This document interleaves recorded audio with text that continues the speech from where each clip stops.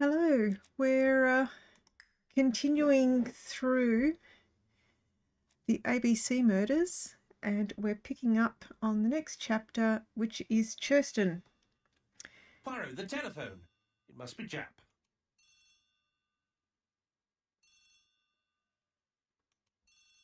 Oh, alright, looks like we have to go back and answer the phone again. Slight recap from the last session. I have some news from Churston. Bad news, I'm afraid. Sir Carmichael Clark was murdered while out on his evening walk. Sir Carmichael Clark. The name is familiar to me. He was a famous throat specialist, one of the best in London. A wealthy man, he retired to Combside, a beautiful house by the sea. He collected antiques. Are you going there? Yes, let's meet on the train. So a connection to the previous two victims. They both had throat issues. It's possible they were actually patients of Sir Carmichael.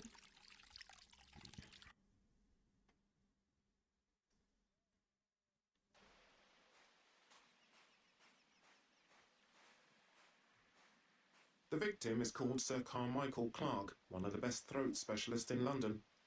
The body was still warm when we found it. If we'd been warned earlier, we definitely could have saved him. It appears that the murderer made a mistake when he wrote his letter. A mistake? Lucky for him. And what if he did it on purpose? No. He's defined his madcap rules and he's sticking to them. It's a matter of pride for him.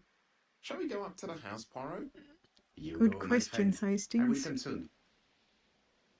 Because it was intentional. We just don't know it yet. Right, we're going to examine what's on the mat.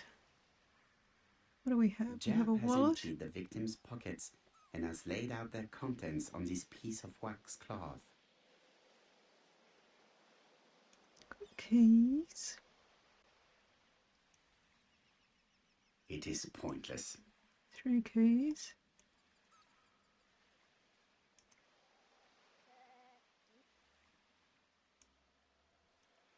A watch or a locket? It's a watch with a broken glass. An oriental dragon. It's an old piece, much older than a pocket watch.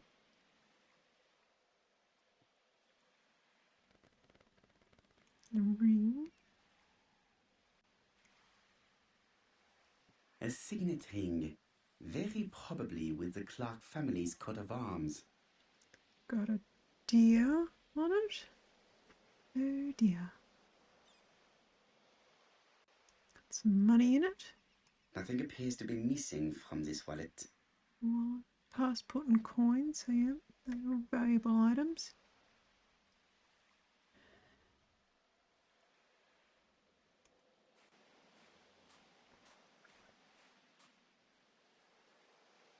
This place is very calming. Rabbit hole.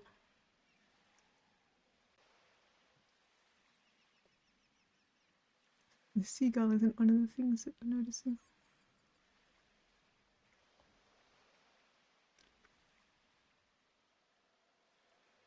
The site is exceptional. It is easy to imagine that Sir Carmichael used to enjoy stopping here every evening.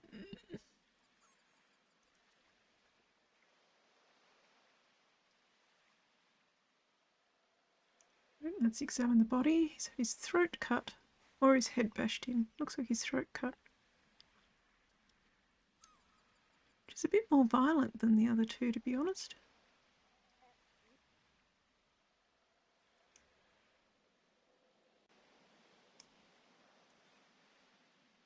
An ABC guide. The murderer's customary signature, covered in blood.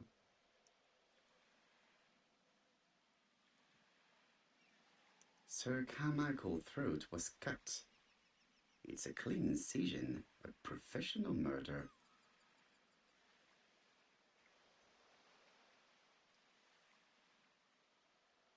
The gravel on the path has been sprayed with blood that covers a conical-shaped area, which starts at the body and becomes wider as it moves further from the bush.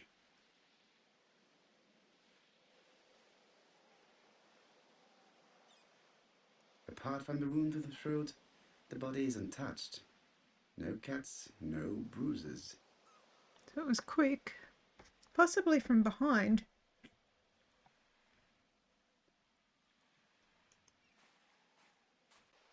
The body is just in front of a bush. One of the only bushes in the surrounding area. Area. Should be area.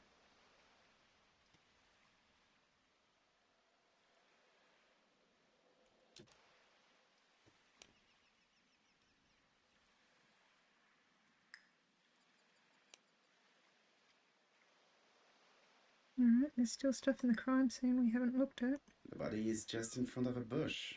One of the only bushes in the surrounding area. The vegetation behind the bush has been trampled. Let us now try and get our brain cells to work. Someone was hiding in the bushes.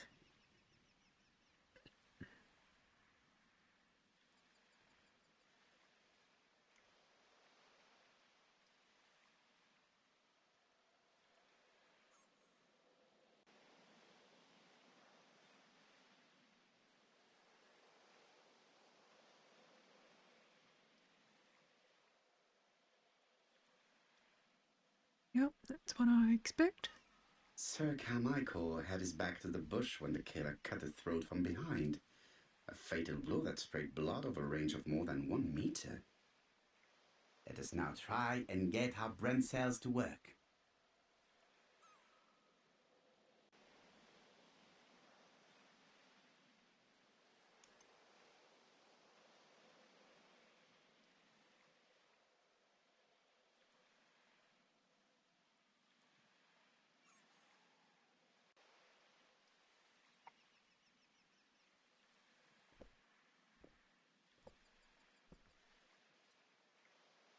Have you finished, Poirot?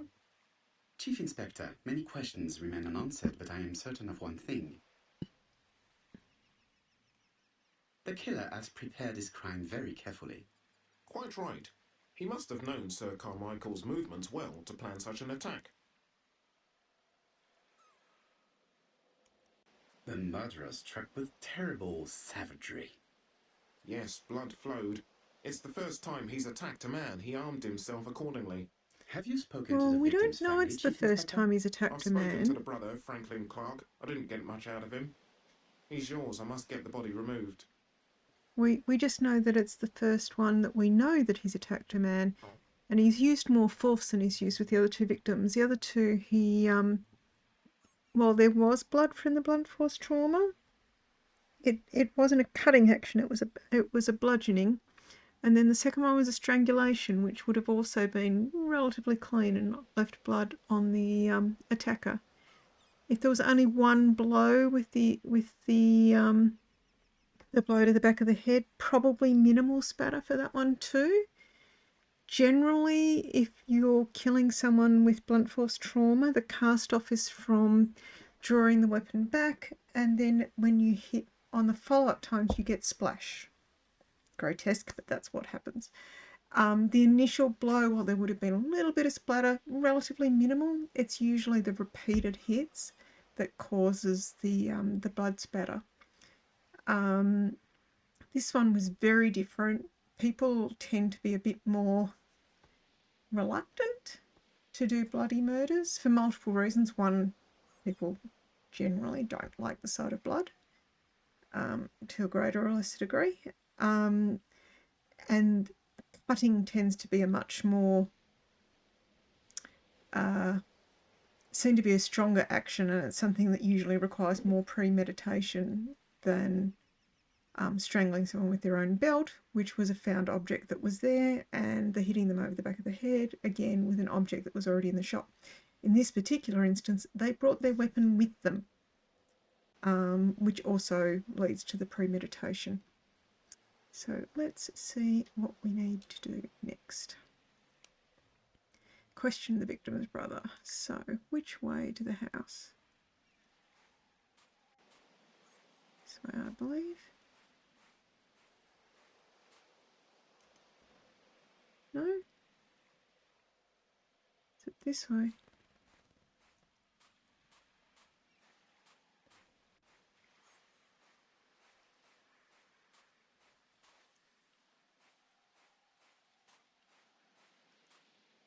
Off we go.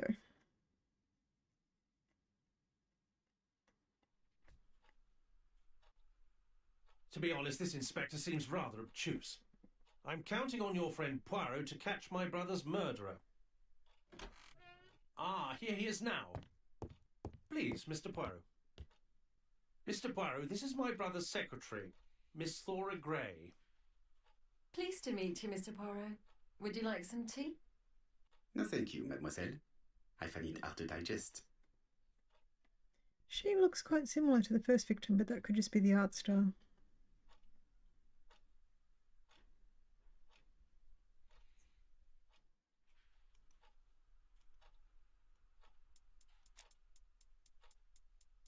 There is something elegant about her. The Chinese dragon brooch would be significant.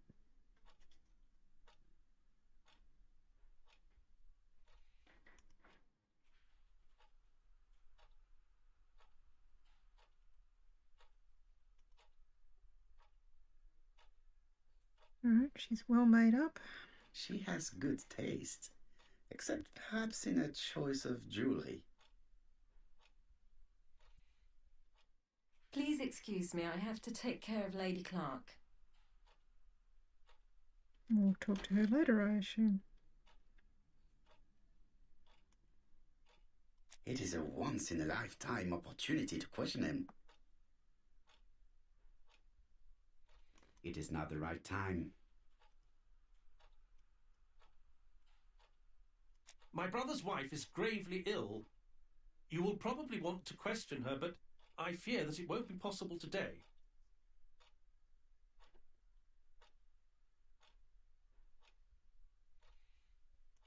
Of course, I understand. Someone set a trap for your brother. Who was familiar with his habits? Everybody knew he took his evening walk at 8:30, and that he always followed the same path.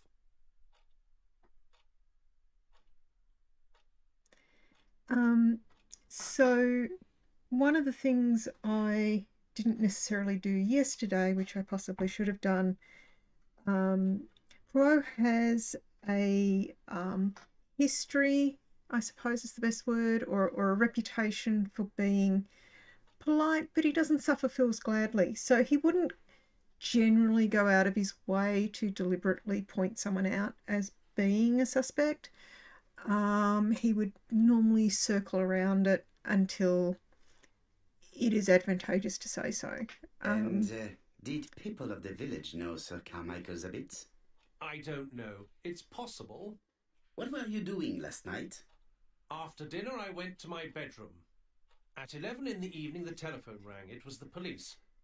I went to look for my brother. I don't know that his favourite book is relevant, but let's talk about A Dark Night. Was it a dark night? It was a new moon. I took a lantern. So it was you who found the body? Yes, along with the gardener. Have you seen any strangers around the house recently?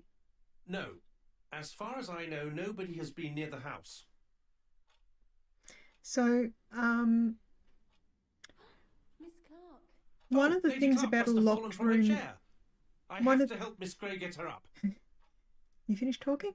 One of the things about a locked room mystery is you don't necessarily have to have a locked room Let's examine the for drawing it to room. be a locked room mystery. But, Poirot, a gentleman shouldn't...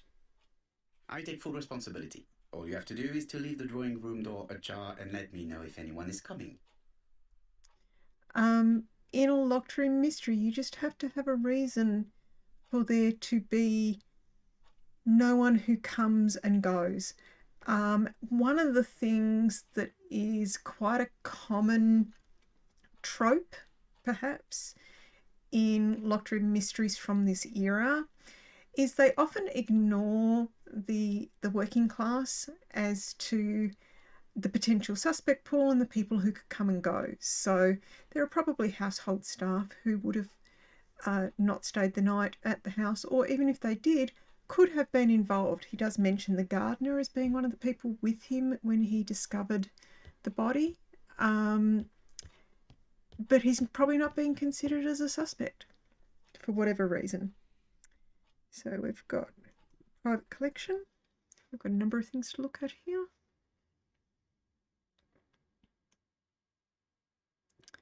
since 1920. Comside's private collection, purchases since 1920. The catalogue for Sir Carmichael Clark's collection. Can we open it and look inside? Apparently not. A tiger.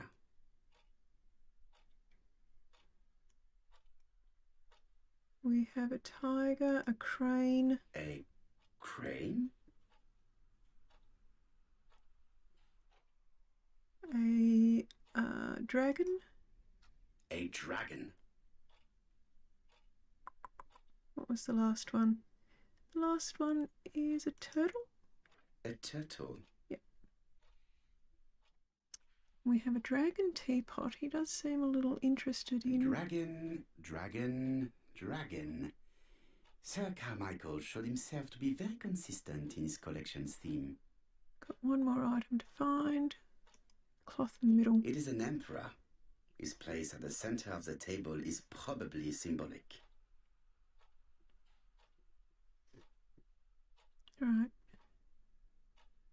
Is that plant part of the same thing? No. Alright, what have we got? Got a doorway. Got a bookcase. Let's have a look in the bookcase. User interface for this game could use a little work. Thinking. What am I thinking about? We have another puzzle in the middle here. Alright. Let's look at the puzzle. The cardinal points. This book could maybe help me. Each cardinal point is associated with one animal and one color. In the middle sits the imperial dragon, and out of respect, all the others are turned towards him. So, based on the way the table was set up, that was the turtle. That was the crane. That was the dragon. No. That was the tiger. That was the dragon. I believe that was the orientation. Okay, can we turn pages at all? No. Alright, so we have red at the top, black at the bottom, blue to the left, white to the right. Turtle, the dragon, the crane, and the tiger. I think I've already seen this motif somewhere. So hang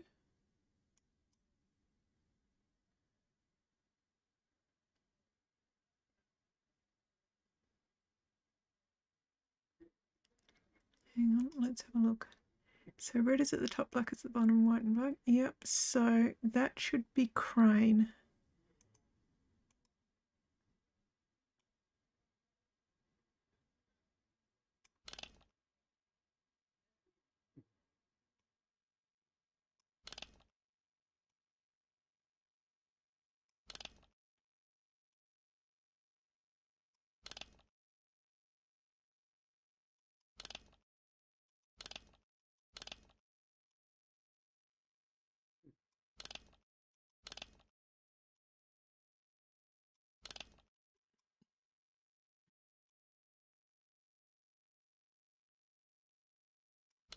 Let's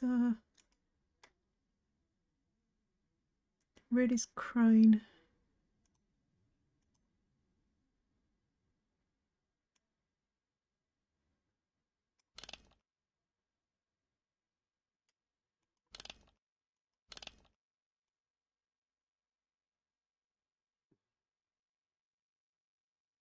Ah. The position of each motif is correct, but they are not turned the same way as on the table.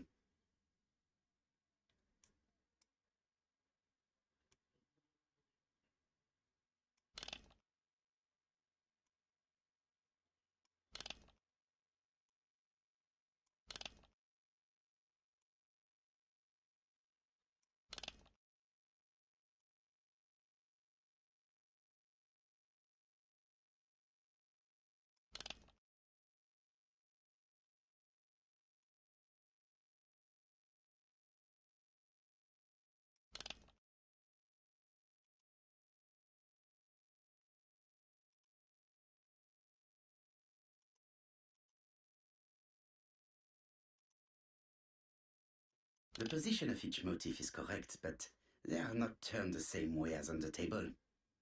Okay, so we have the dots. So the dots should tell us which one goes into the middle. Position of each motif resembles that of those on the table.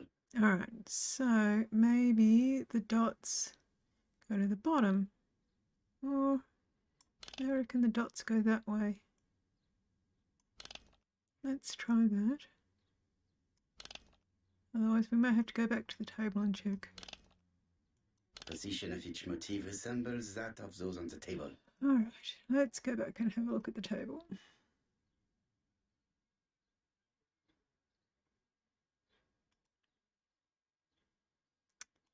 Let's go back and look at the table. Exit. Exit.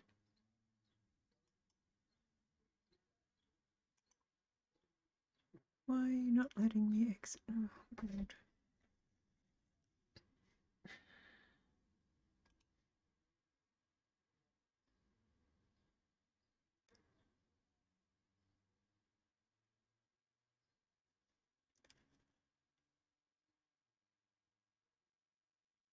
It should be dot to the middle.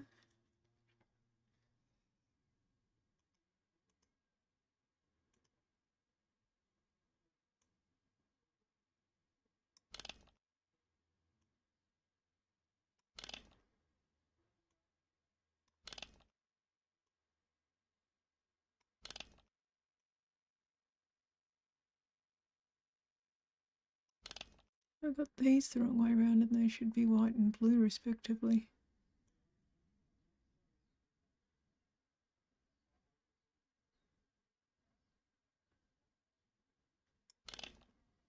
Huh. Hang on a sec. No, that's right. So that needs to be blue and black. And that needs to be red and I white. think I heard a bang. All right, that's better. Is this That's cardboard? better. I was looking at the wrong thing. All right. This is interesting. I got the samurai mustache. I'm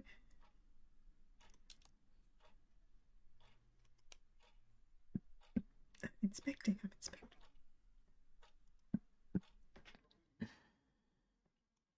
A letter or two.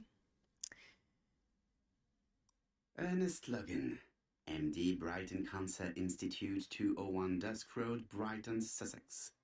To Sir Carmichael Clark, MD, Comsite, Churston, Devon. Brighton, 1935, January the 5th. As a man of science, I owe it to you to be completely frank. Lady Clark, your wife is suffering from a generalized terminal cancer. I confess I didn't suspect anything like that during the first exams. But with the test results I have received today, there is unfortunately no place for doubt. I estimate that Lady Clark's life expectancy is no more than 1 year. Hospitalization would not help in her case, so I advise you to keep her at home and provide her with as much morphine as required to ease her last moments. Yours sincerely, Ernest Logan. Hello, Casey. It's been interesting so far. I'm guessing you haven't watched the first 2 chapters of this, which is perfectly understandable. This particular game is based on the novel The ABC Murders. Was written in, I think it was 1936. I do have a comment in the video description saying the year. It's also been done as an episode of the David Suchet Poirot mysteries, and as I found out yesterday when I was doing some research, there was also a 2018 BBC miniseries over 3 episodes doing this story. So I do actually know the solution. I'm just working my way through it and seeing how they've built the puzzles. The puzzles are not in the original book. The one thing I did want to note about that letter before I put it away, and it's probably going to read the whole thing out again. In the previous 2 chapters, one of the puzzles I had to solve was matching the letters that we had previously received telling us where the murders would occur. The typeface on this letter does not match the previous letters. The previous letters had problems with the capital A's, the capital I's, and the lowercase w's, and those particular defects are not present in this letter. So the A's were slightly offset into one side, the I's were double typed and bold, actually as were the apostrophes, but that wasn't picked up as a defect, and the W's were missing a bit of type towards the bottom. So this letter has not been typed on the same typewriter as the letters from the murderer. These daggers are only ceremonial weapons. I do not think that the crime weapon is here. All right, so we know that is not the murder weapon, which is Here's probably Miss appropriate. Gray. Oh, someone's coming back. Sorry to keep you waiting. Lady Clark's condition requires regular care. I believe you want to ask me a few questions. We do indeed. We Indeed, couldn't talk to her mademoiselle. previously. This So, porcelain is remarkable. Is it old? It's about 3 centuries old, I believe. Wait, let me find the reference.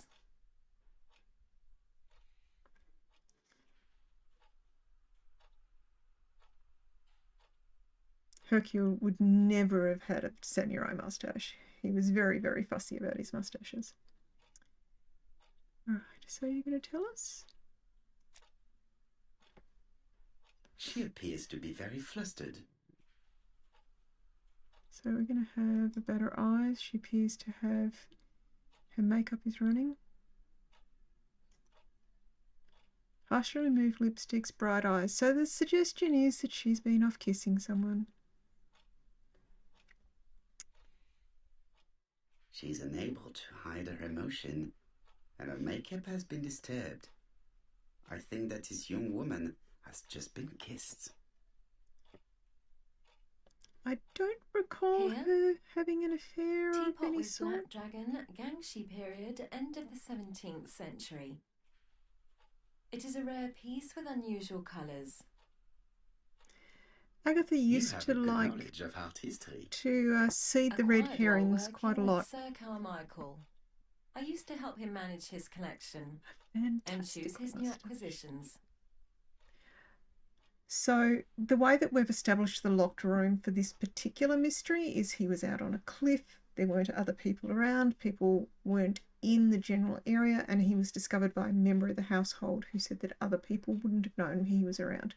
In the previous 2 mysteries, she was strangled on the beach with no other footprints around, and in the one before that, the woman was bashed over the back of the head in her shop, having not had people seen come and go before it happened.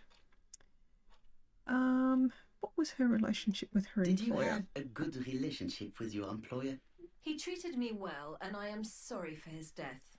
Have Interesting you seen body any language. strangers hanging around in the past few days? No. Nobody has been near Cumside. Reinforcing the locked box.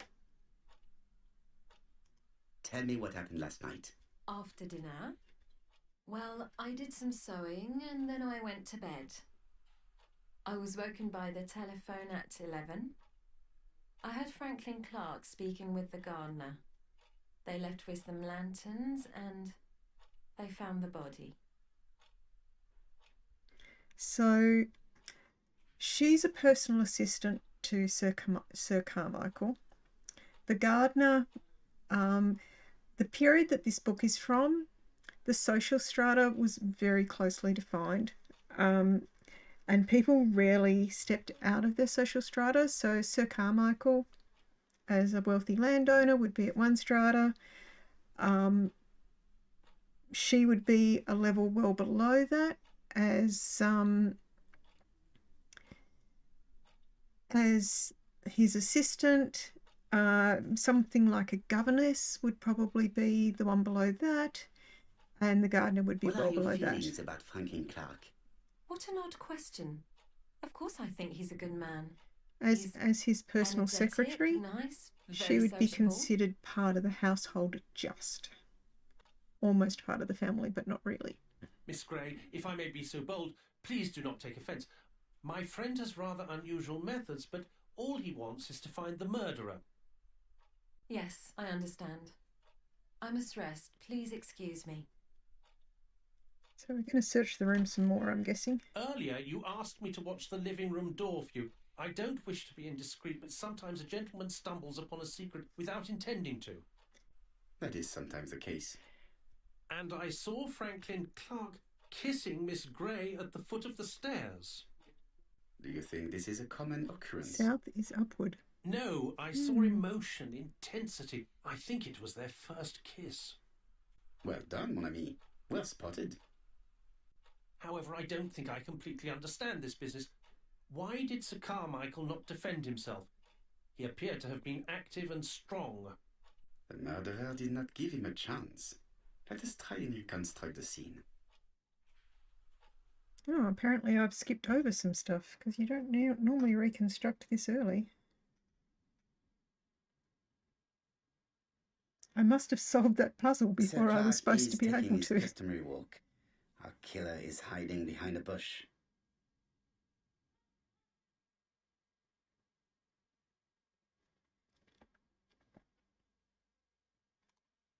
The old man walks quietly along the gravel path.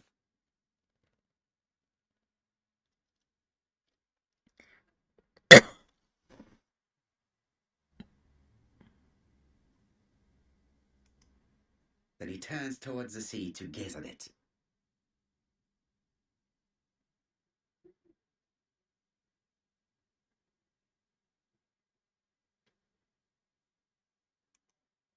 The killer leaves his hiding place on the right-hand side. He approaches silently over the grass. Then he throws himself on his prey and cuts the poor man's throat. He then lays down the ABC before leaving. You didn't leave it open, though. You're supposed to have left it open. Everything appears to match the crime scene, mon cher Hastings. That is exactly what happened.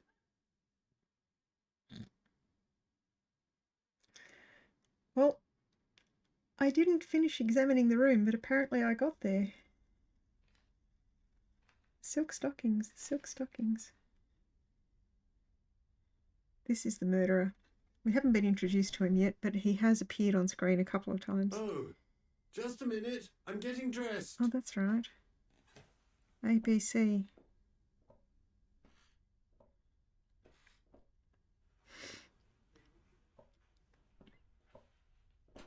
He is a door-to-door salesman. Mr. Kirst, have you recently returned from Churston?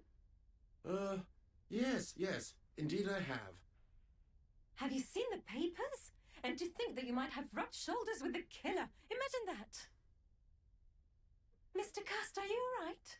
You don't seem well. My apologies. My throat is burning and my head feels heavy. It's ever since the war, you know. Since my injury, my head has never been the same.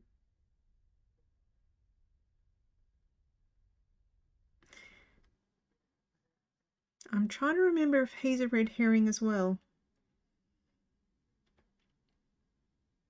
Poirot, it's a pleasure to be with you again after all these years. I looked for a gift to thank you, and I found this propelling pencil. An authentic collector's item. You spoiled me, mon ami. That's pretty random. And you more so by sharing investigations. Do not underestimate the help you are to me, Hastings. Intellect is not everything. There is also goodwill, and you are not short of that. Later, I will ask you to help me tidy up the room and bring some chairs. Our guest will be here soon. Ah, is Thora Grey coming? Naturally. She is a fascinating young woman, n'est-ce pas? For novels written come by on, women, Poirot. a I'm a married woman, man. some of these are Miss Grey has very, already been courted by Franklin Clark.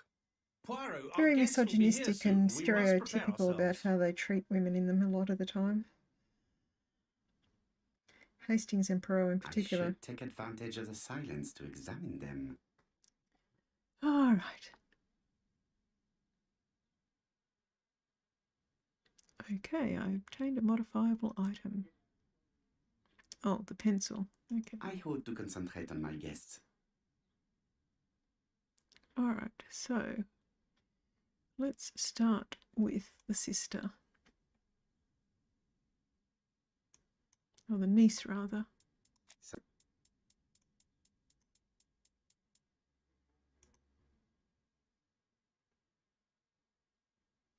Double clicked, obviously.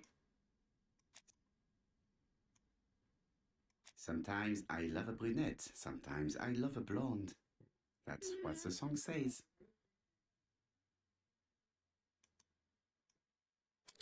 I should take advantage of the silence to examine them. Okay, so The song says, sometimes I love a blonde who comes from Eden by way of Sweden. But I am not sure that this blonde is an angel. oh my God. We have the sister and the fiance of the second victim. Donald is always on edge.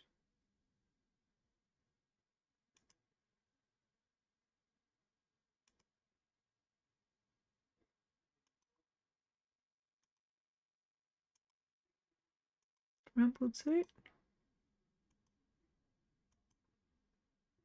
That's what we had last time. Leave me alone. I have to find another observation about you, dude.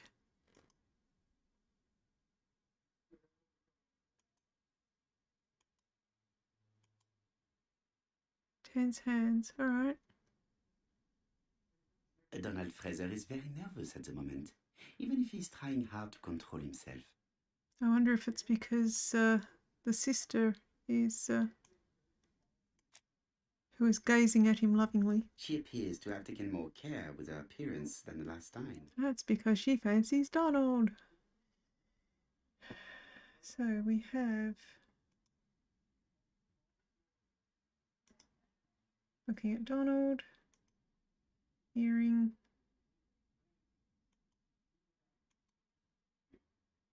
necklace. She's all dressed up. She's looking at Mr. Fraser out of the corner of her eye. Did she make herself beautiful for him?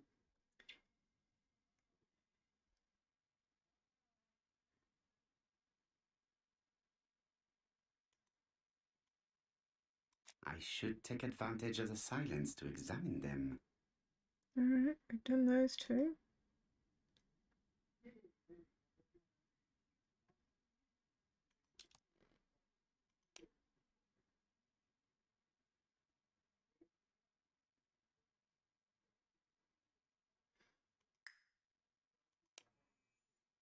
Observe everybody. So who have I not observed? We've observed those two.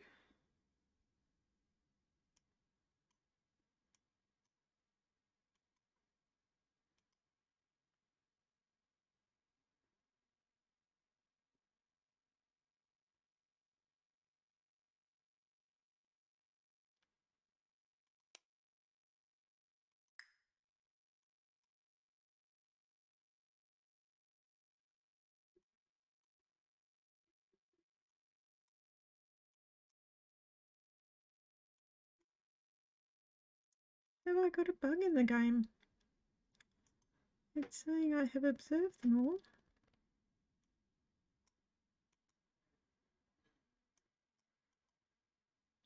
Who have I not observed? Hastings and myself.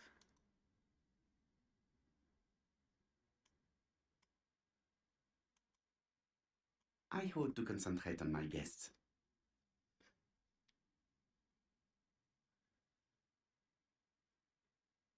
I ought to concentrate on my guests.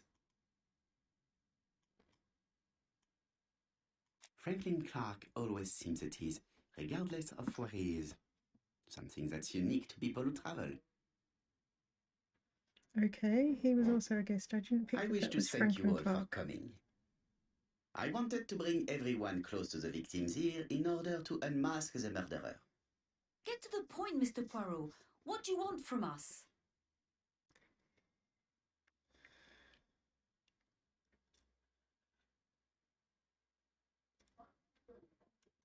Megan, dear girl, please be patient.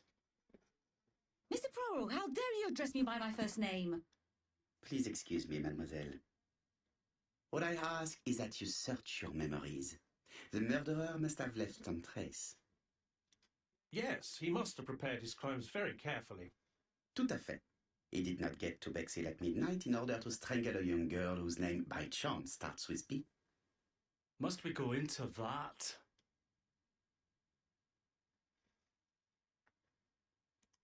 No, of course. Not if it makes you uncomfortable. Come on, Mr. Poirot. I imagine we all feel terribly uncomfortable about these murders. It's true. We've to catch the killer, not be spared the gory details. Mr. Fraser, please get a grip on yourself. Well, I want to help you, but I don't remember anything else. Nothing I haven't already said. And you, Mademoiselle Barnard, did your sister say if she was seeing another man? She never would have told me.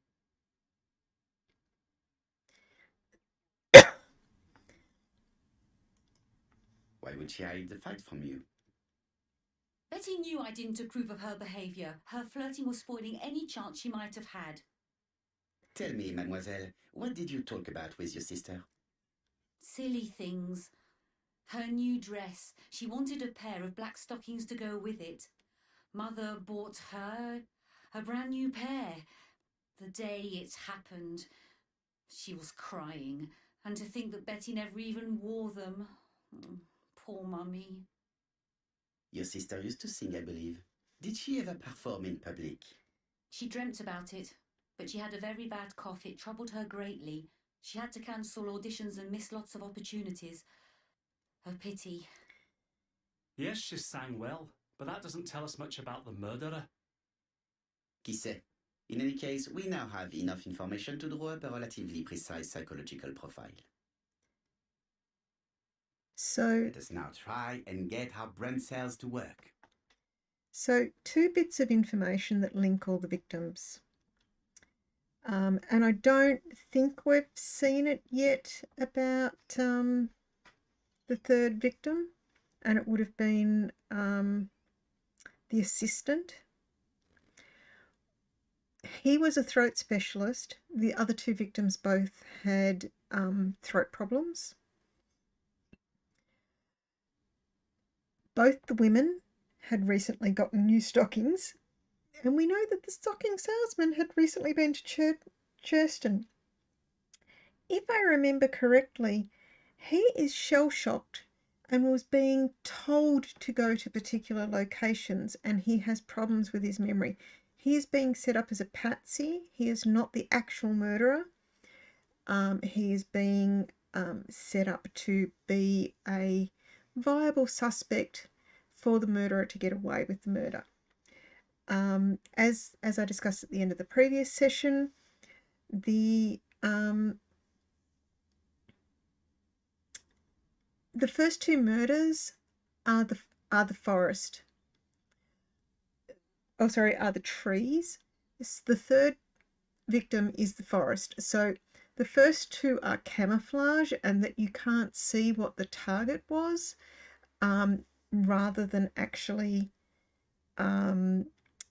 treat them all individually and specifically. Is the killer clever? That's rather bold. That could be clever.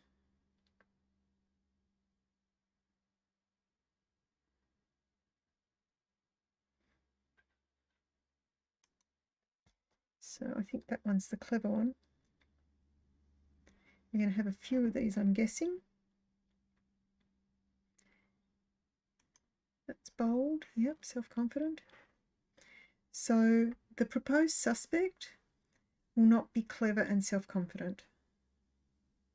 He is a patsy. And he certainly wouldn't have had the ability to seduce Betty. She's probably looking for someone who is charismatic and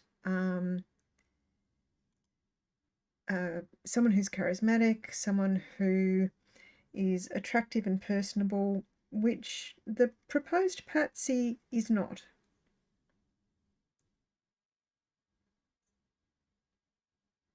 No, he is not impulsive, he is meticulous.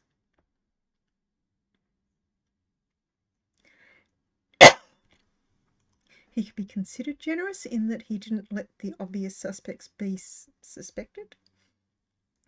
But at the same time, by doing that... So, ladies and gentlemen, we can now surmise without too much risk. I'm just going to pause it there. So by generously ensuring that the obvious suspect wasn't suspected in the first two murders, it sets up the likelihood that the obvious suspect won't be suspected in the third murder. It was already assumed that it was not going to be someone on site who was the murderer because it had been a stranger in the previous two murders and the letter linked them. So we've made an assumption there that we don't really have evidence to back up. Ferrer, that our adversary is calculative, sure of himself, a seducer, of outstanding intelligence, that he has plenty of self-control, and that he likes railways. It's a good start. Other meetings may be necessary. I hope that you will be able to come back again. Well, it's just that...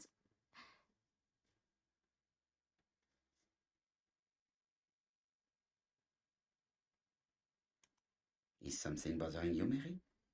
Well, Mr. Poirot, you see, I don't know if I can come to London just like that. It's normal that people helping with this inquiry should be reimbursed. Starting with you, Miss Drower. Please allow me to pay for your train tickets. Oh, sir, I cannot accept.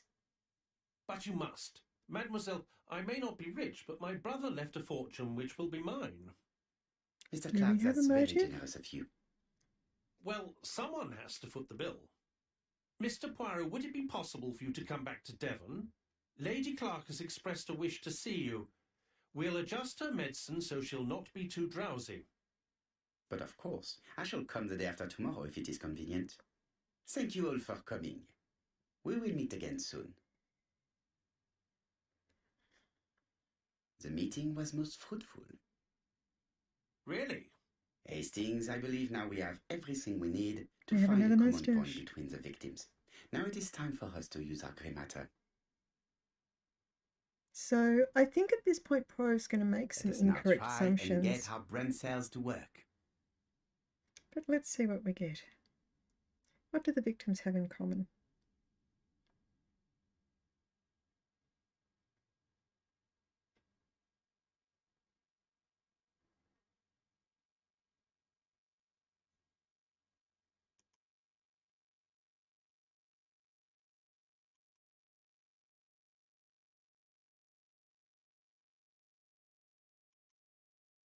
Yep.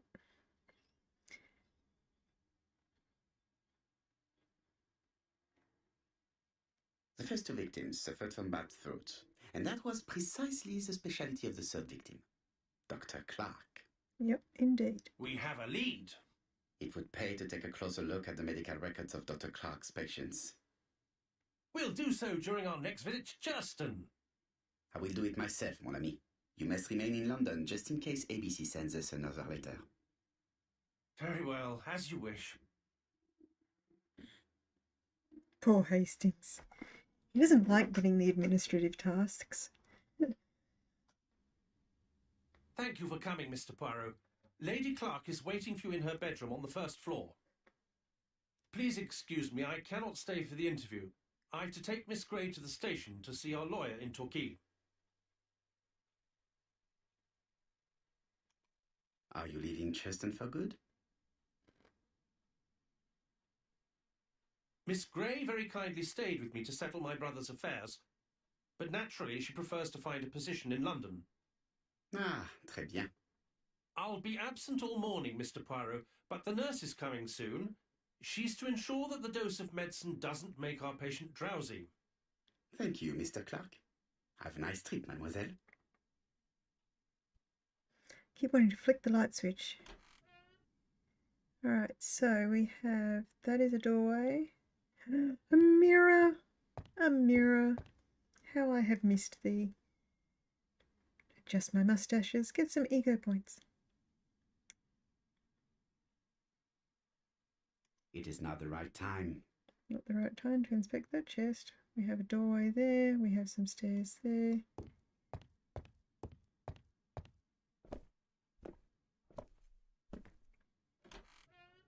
So, for any of the Americans who may or may not be watching, while ground floor is first floor for you guys, ground floor is ground floor for us, and the next one up is first floor for the British and for the Australians. So we look at things a little differently to you.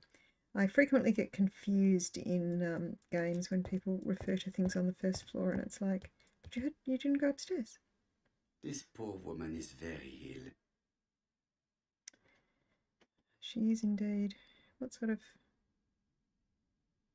cancer do we think she has? She has some sort of palsy.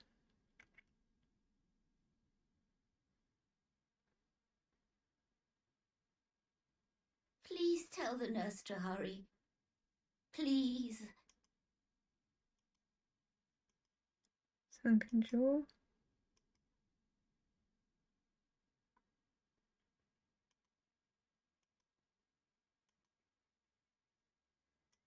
They really don't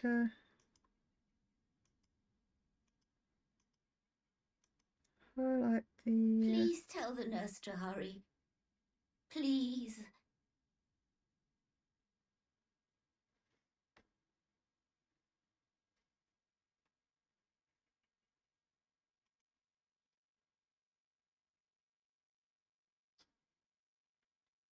This woman is suffering. She is in no state to have a conversation.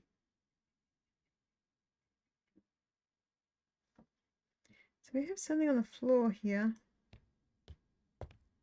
It would be rude to make Lady Clark wait any longer.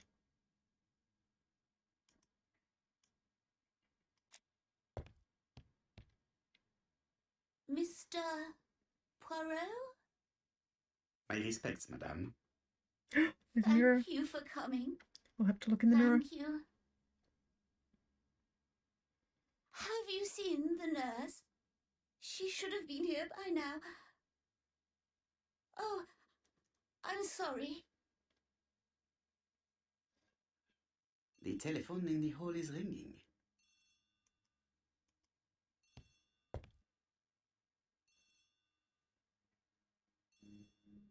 Lady Clark is in pain. I have to give her an injection of morphine to ease her suffering. It's closed. It's closed. Lady Clark is in pain. I have to give her an injection of morphine to ease her suffering. It's closed.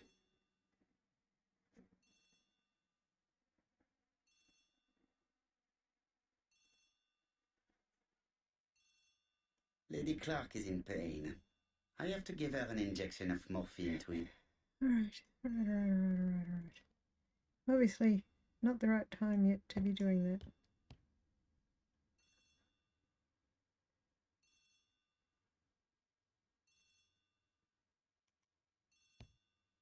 Lady Clark is in pain. I have to give her an injection of morphine to ease her suffering.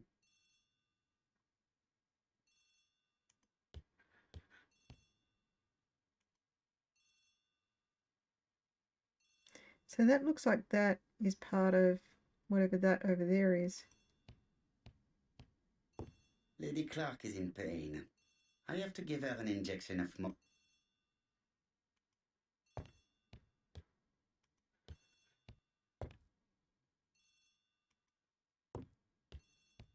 I'm not sure if the box over there on the table is what I'm looking for.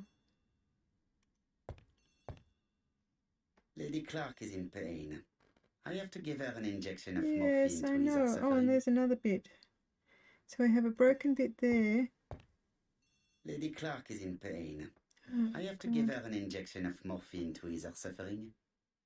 So I'm looking for the morphine. Lady Clark is in pain. I have to give her an injection of morphine to ease her suffering.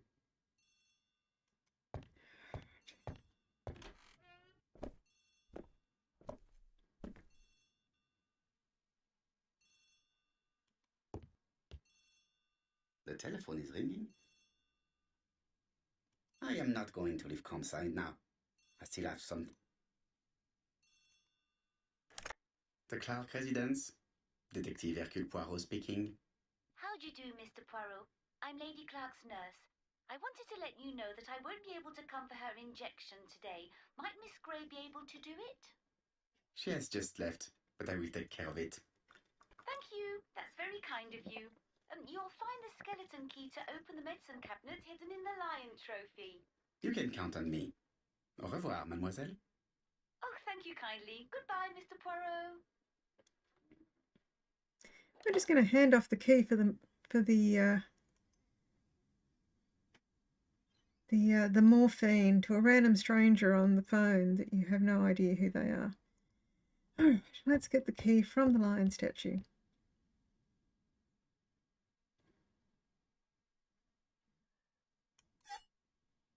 Here is the skeleton key. Sumatran lioness, 1925 April. Panthera leo sumatrae.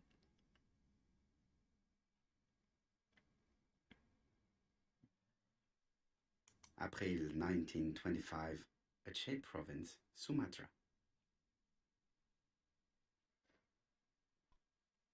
So the question is, who shot the lion?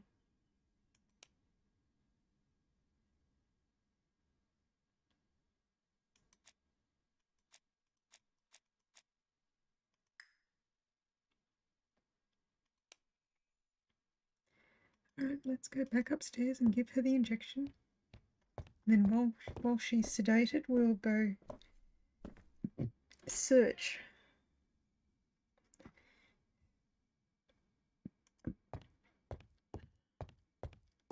I still want to examine all the things on the ground. They seem to be part of a music box.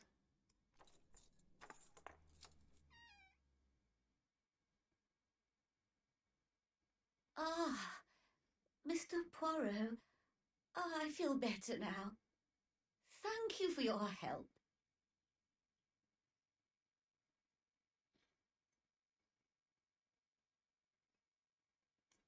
You asked for me, chère madame. Yes, of course, I wish to speak with you. But what was it about? No doubt. You wish to talk to me about what happened to your husband? Ah, yes. Oh, poor Carmichael. Has the madman who killed him been caught? Not yet, chère madame. There was a great many people in Churston on the day of the murder. Indeed. People go straight to the beach. They don't come near Coomside. So, there were no strangers around the house that day? Who said that? The people who live here. Your brother-in-law, Miss Grey. Miss Grey? Oh, I don't like her. Franklin wanted her to stay, but I insisted she should go immediately. You are entitled to do so, naturally. I'm pleased that you approve. The others have been taken in by her. But at least you can see through that self-pity act. See what she's up to. Oh.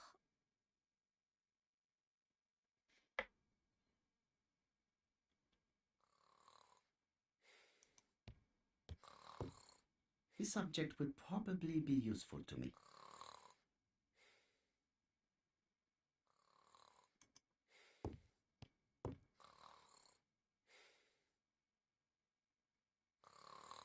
This subject would probably be useful to me.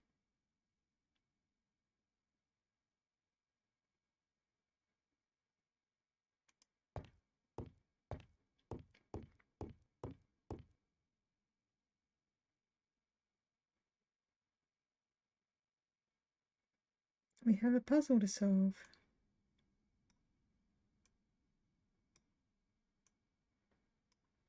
It's going to be a music box. We need combs, and I'm guessing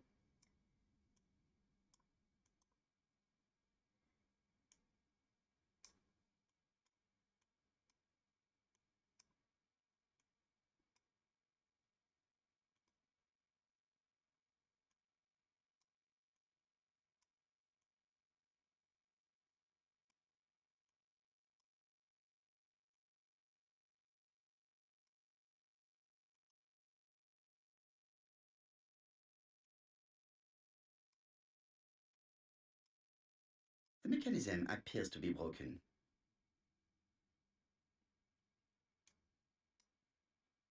So how do I open the lid?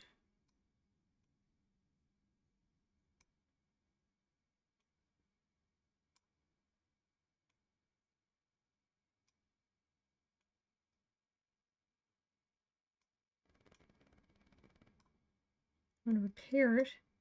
And I suspect I have two of the bits.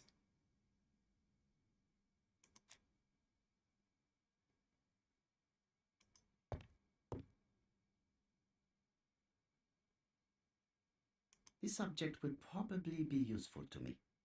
We have another comb. They're all parts of the music box. This couple appears to be having fun.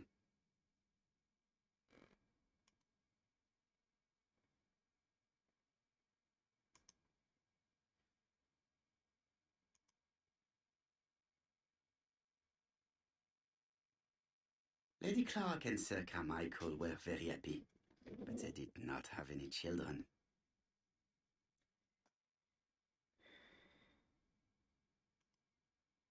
Lady Clark and Sir Carmichael were very happy, but they did not have any children. Okay, not what I wanted. Alright, let's try again with the music box.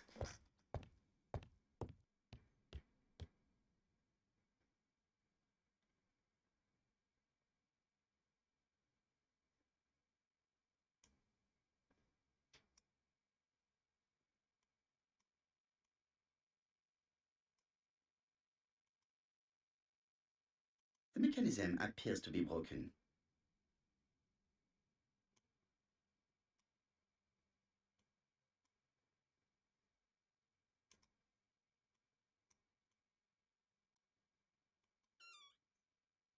Oh, that's got to be the worst way of...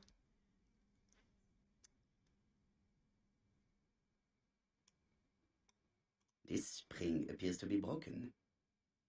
Alright.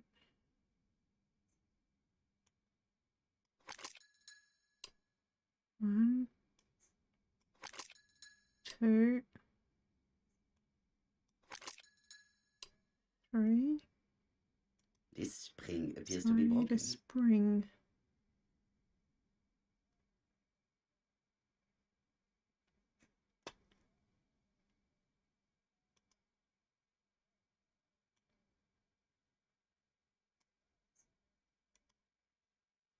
Alright, I've got the three combs, gold, silver, bronze. I need to find a spring. Spring is the thing.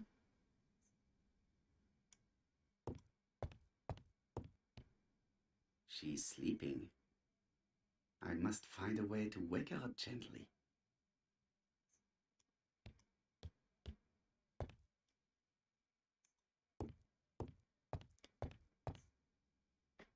Is the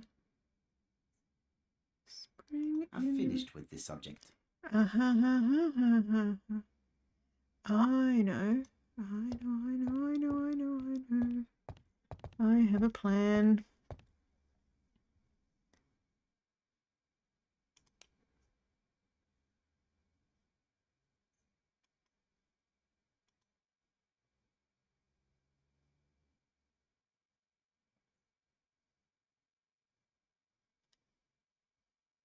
That's what I thought.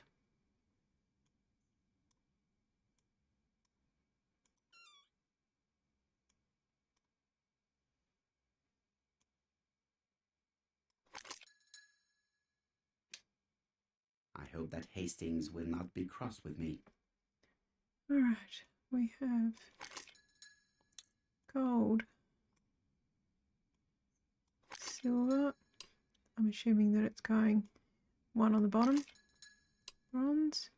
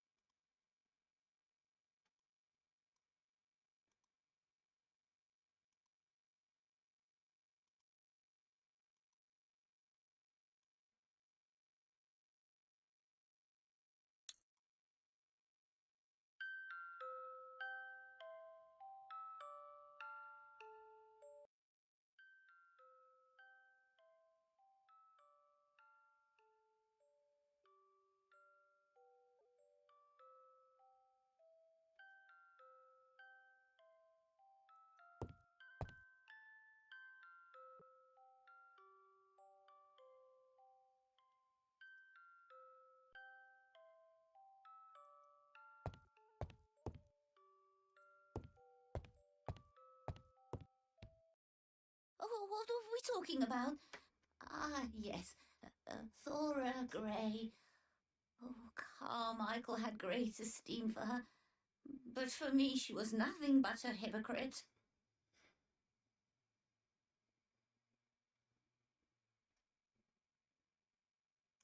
You're probably right, madame. You have seen through her. I'm so pleased that I've convinced you.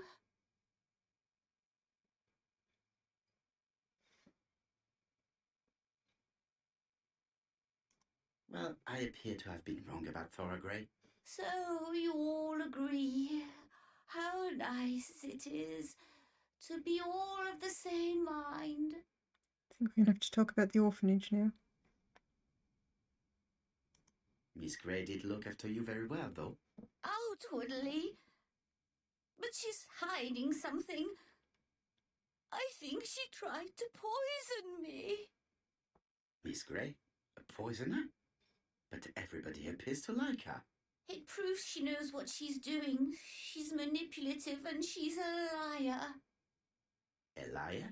Let's see, didn't she say that on the day of the crime nobody was around Coomside? That is correct. Well, at 11 o'clock I saw her talking to someone. Really? And what was this man like? An ordinary sort of man with a very plain face. Oh, I don't remember well. Was he a gentleman? No, he was not a gentleman. It would be best to leave her to sleep now. The telephone in the hall is ringing.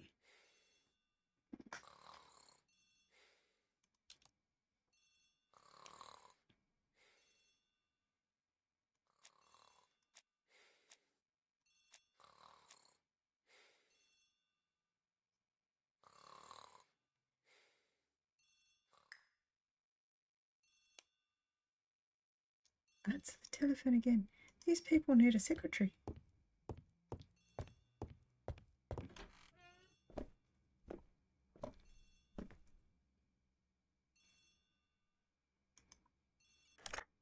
Hello? Poirot, is that you? Hastings here. Thank you for calling. Have you received a new letter from the murderer? Doncaster. No, thank goodness. How are things in Churston? I'll question Lady Clark, but I will not leave until I have examined everything of interest to me here. Fortunately, Franklin is absent, and I have a skeleton key. Have you seen Thora Grey again? Briefly. But rest assured, I intend to summon her to London soon. She's a fascinating girl. But secretive. I would like to ask her a few questions. Poirot talking to himself in the mirror. Each to his own, my friend. Yours are pretty often among old ladies that have the maladies. Poirot, are you mocking me? No ill intended, rest assured. Another À moustache. bientôt, mon ami. So I never studied French, but I did read a lot of novels from this era, and you tend to see a lot of random French in those books. So this book was on the table before, and it's here now. Comside's private collection, purchases since 1920. It won't A let me open it. catalogue for Sir Carmichael Clark's collection.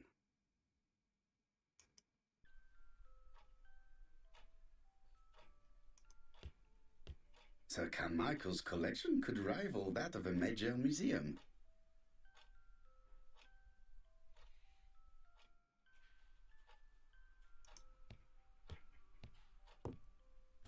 The door is locked. But I had a skeleton key.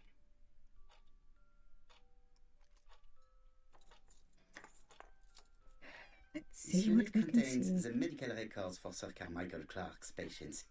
Let us study them closely and see if there are any familiar names. No deaths on the records from A to D. They've been handled recently. No known names. Disappointing.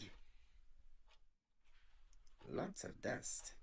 The records from E to Z have not been touched for years. No names. Disappointing. So that would suggest that the files have been removed. Sir Carmichael's collection could rival that of a major museum.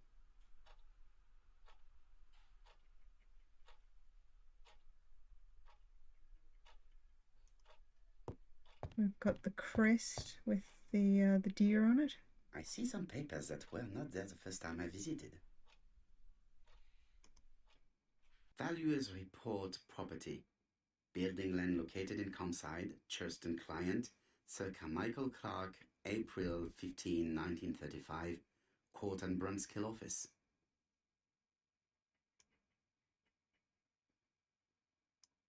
Court and Brunskill. The name is familiar. Is that not the name of the firm Donald Fraser works for?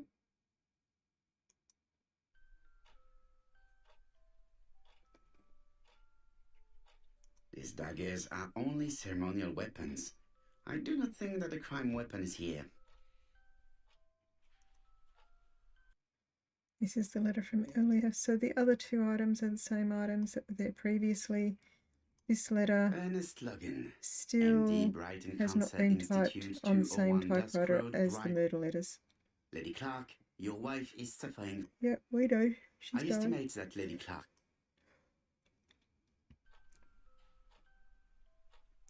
So we have morphine. Order and method above all. Let us finish examining the mansion while no one is around. Okay.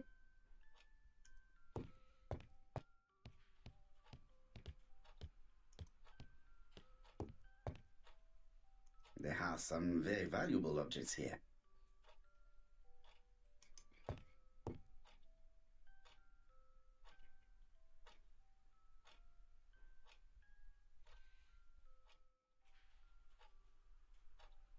Traditional Chinese map. Facsimile. South is on the top of the map. So facsimile, as in a copy. We have already solved that puzzle over there and gotten the cabinet open.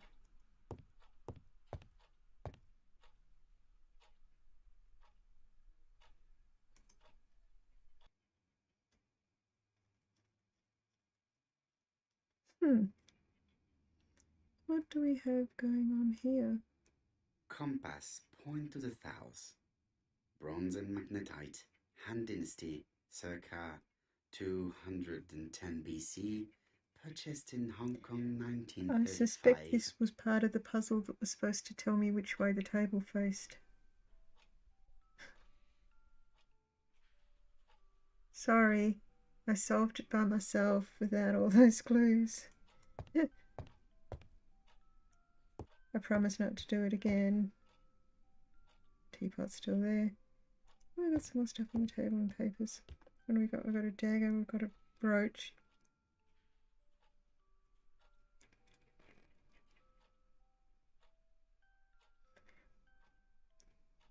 Is that supposed to have blood on it?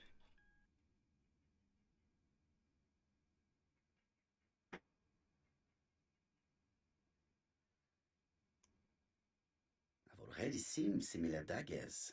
Yep, they're in the cupboard. That is the brooch that Thora was wearing. It's grey. A dark dragon for a bright-haired maid. C. Okay, came from Carmichael. Could be the brother.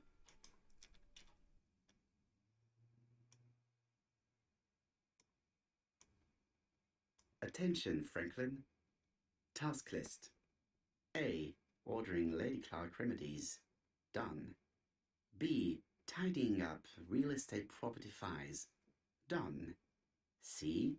Calling the lawyer about inventory. Done. D. Update the tenant farmer list. Done. E. Update land rent accounting. Done. F. Ordering a restock of arsenic. Done. P.S. I have left on the living room table some of my things I don't want to keep. The locket and the dagger. I am sure you know why.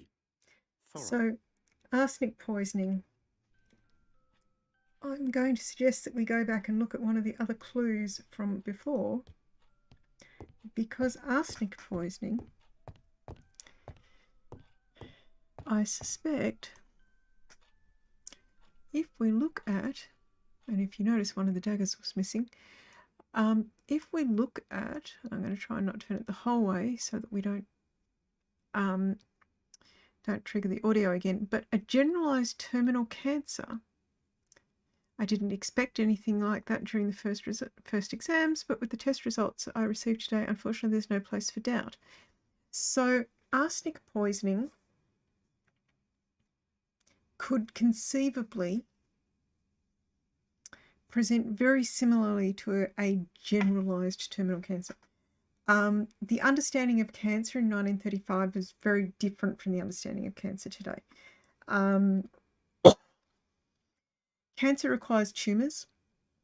They didn't really have advanced imaging at this point to find the tumours. So probably what he's saying as cancer, he probably has minimal ways of detecting cancer other than by symptoms. And the symptoms for arsenic poisoning, which is usually something that progresses over time, it's not something that you normally have acute arsenic poisoning. Typically, you will have chronic arsenic poisoning where they will get a continual dose over a period of time. Symptoms will get worse and worse. Used to happen a fair bit adding it to things like in sugar bowls and the like. So anywhere where you'd have sugar, it would dissolve. And I'm told it tastes a little sweet, which is why it was often put in sugar. You would have things like hair falling out. She would be quite grey. In some respects, it presents very similar to radiation poisoning, which is often also associated with cancer, but faster. So I suspect that the poisoning that Lady Clark is accusing Thora of doing is the arsenic poisoning, and that's why they need to restock the arsenic. So we will see how that plays out. But yes, there is a missing knife from that location. So we know that we need to finish inspecting the mansion. There was another door. Dora Gray.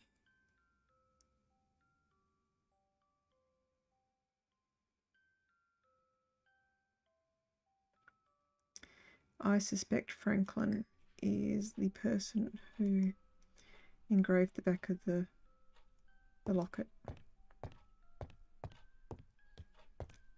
I can just hear the music box upstairs. Let's explore some more. Another map. Another puzzle.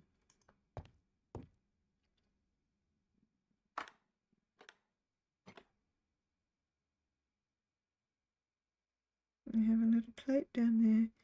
We have some plates around of some different colours. Alright.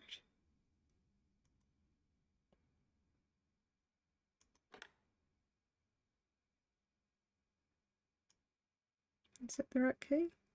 No.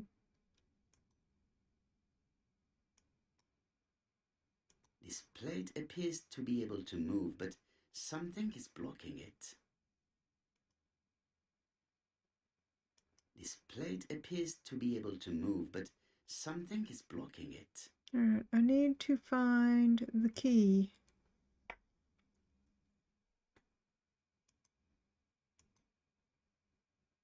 This plate appears to be able to move, but something is blocking. Alright.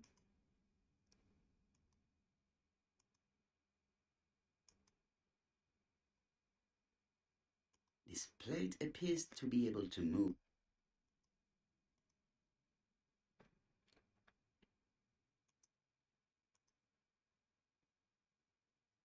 This plate appears to be able.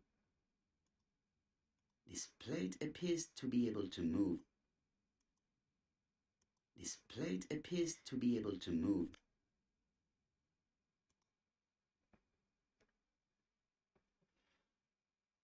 Can't tell if I've changed the colours.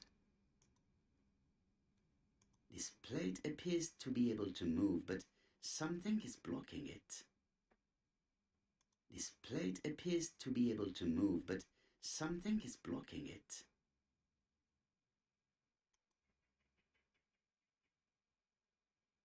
This plate appears to be able to move. All right. We need to find the key.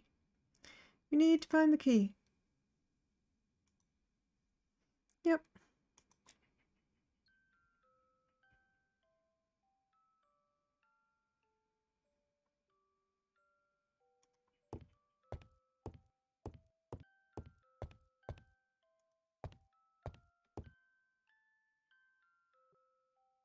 Franklin appears to be very active.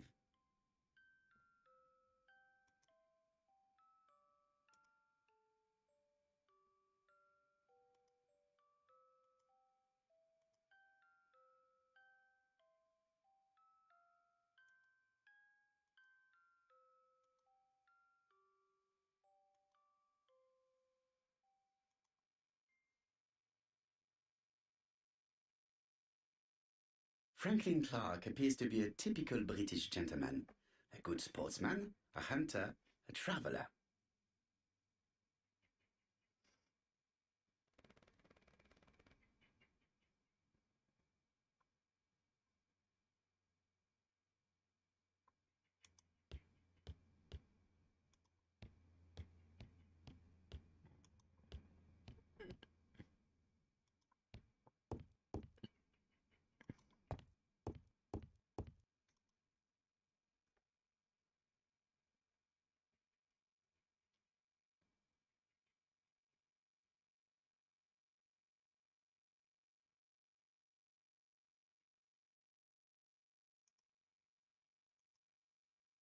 Four Chinese symbols are engraved on this padlock. Alright, so we have, what do we have up there? Well, the characters engraved on this disc resemble those engraved on the padlock.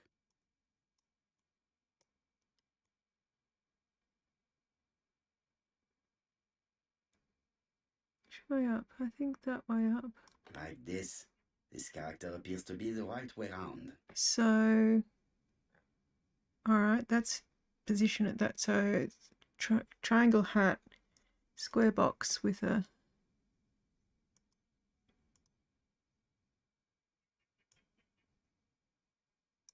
so that's that one in that position. Alright, let's have a look at that one. That will be in... Like this. This character appears to be the right way round. So, angled T, T with arms, alright.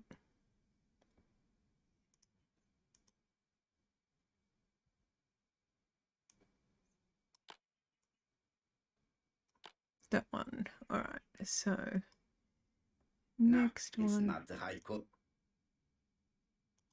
that one.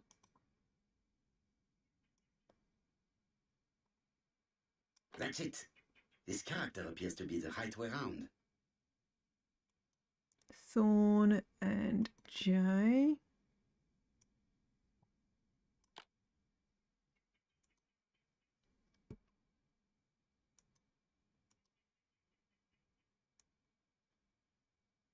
Like this. This character appears to be the right way round. Box around pi.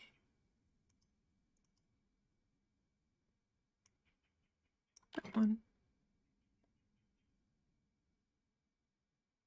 At last, the cupboard is open. Now what have we got? We have a hat.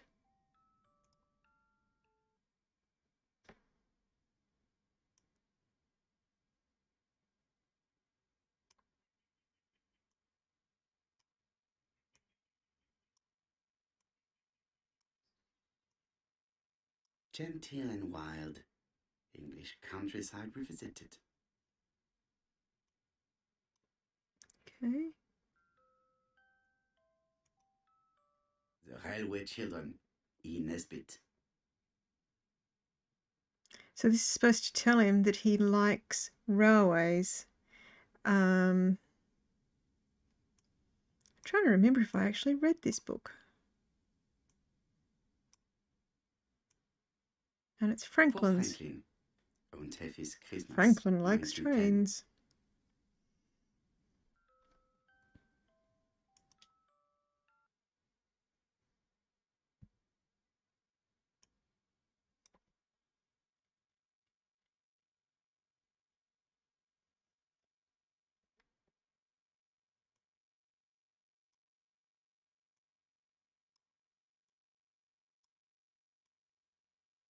Traveling in China, a practical guide for English travelers.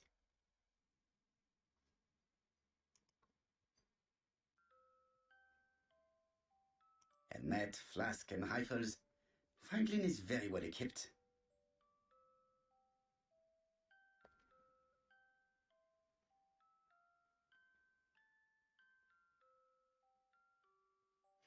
I don't know how that gets me further forward for wanting the key.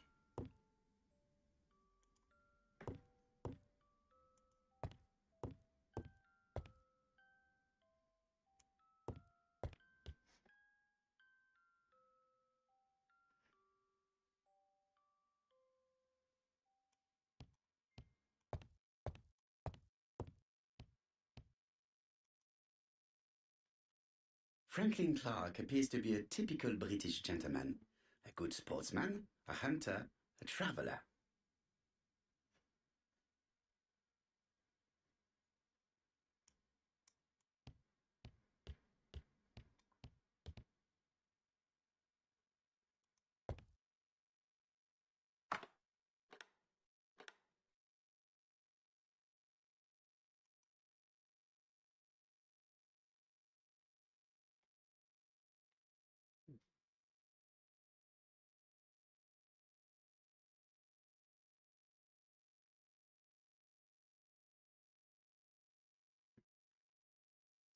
I don't think I'm ready to do this one yet. I think I need a object from elsewhere. Let's have a look downstairs again.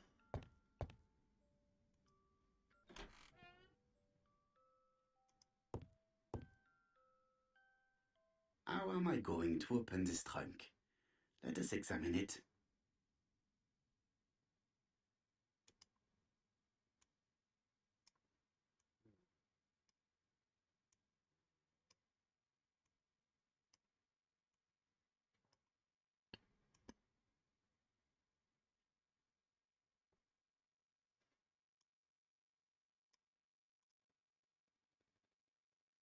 So I've got 1927, China. 1927. Do we reckon this is the combination? It was hidden.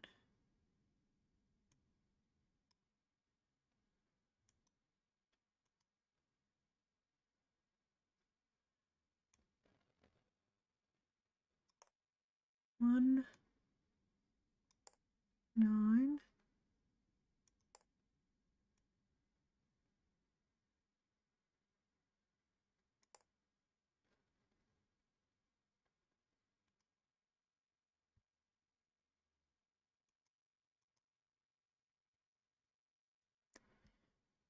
Seems odd that I need all 4 of them. You'd have thought the 2 sides would be independent. Very strange. Leaving the code on the trunk. What a strange character Franklin is.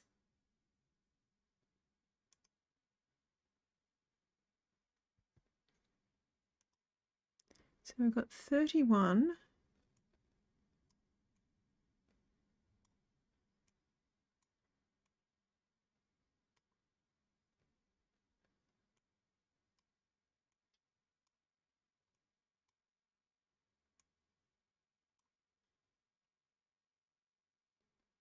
Seven.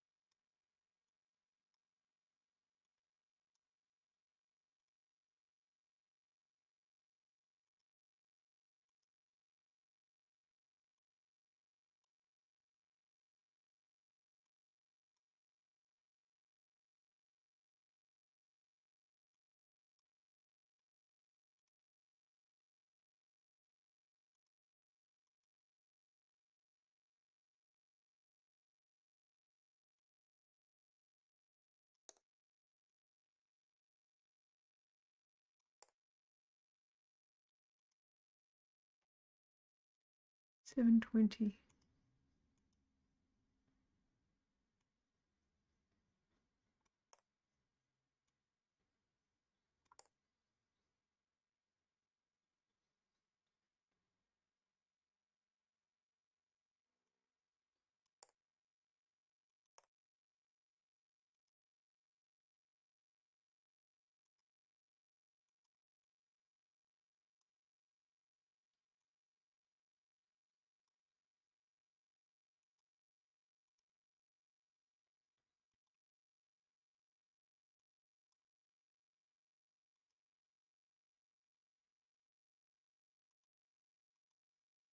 Oh, I've done 8:20 rather than 7:20 because I'm useless. So, what is this sound? Because I don't use analog clocks much anymore. I should be able to open the trunk now.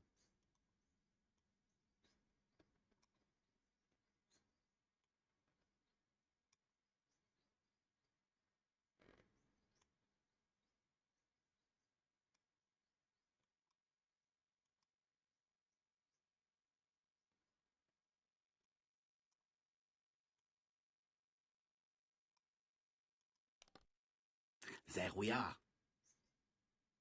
Very clunky. Okay.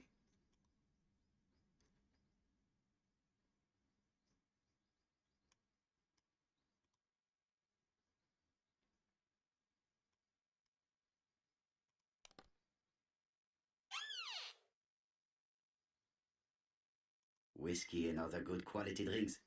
Mr. Clark really has refined tastes. Whiskey and other good quality drinks. Mr. Clark really has refined tastes.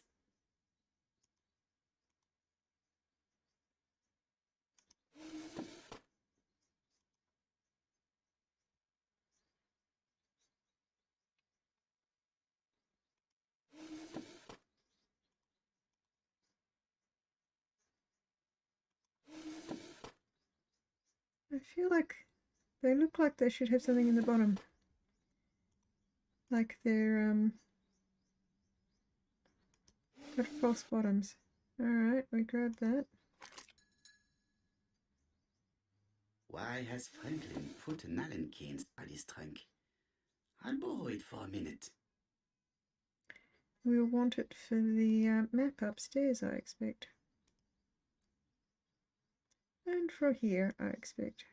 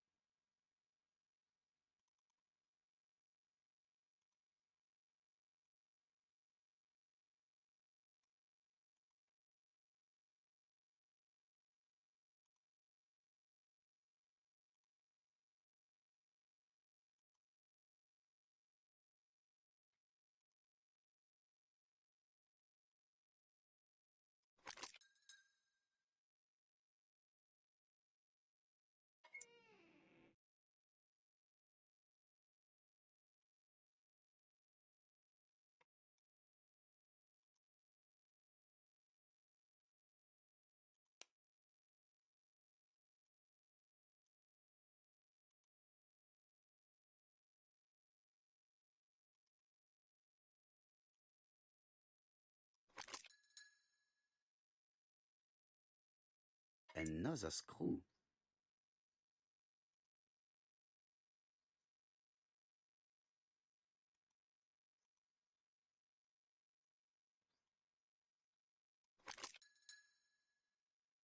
That's not how Allen keys work.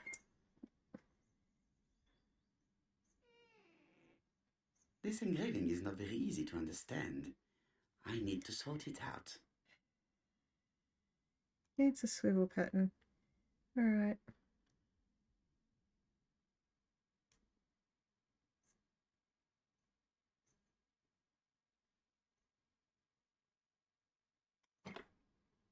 That one click.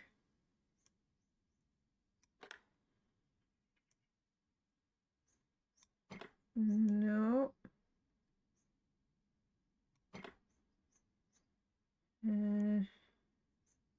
Nope, that one one stays there. That one.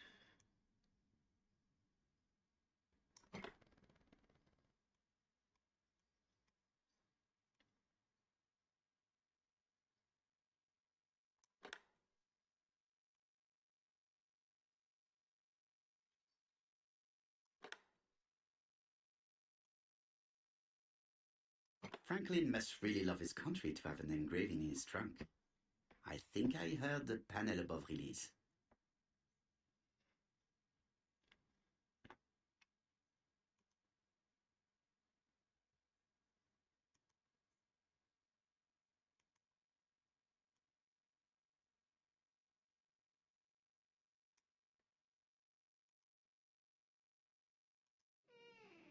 A signet ring? A signet ring with a code written on it. 1587. 1587. It may be useful to me.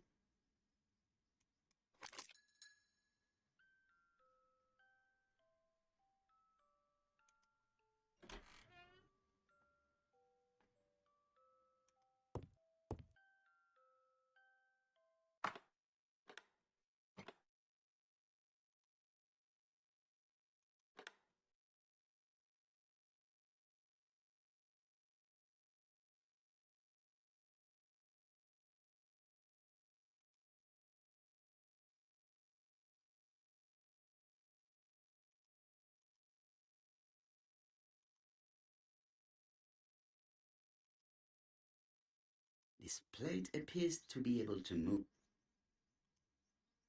This plate appears to be able to move, but this plate appears to be able to move.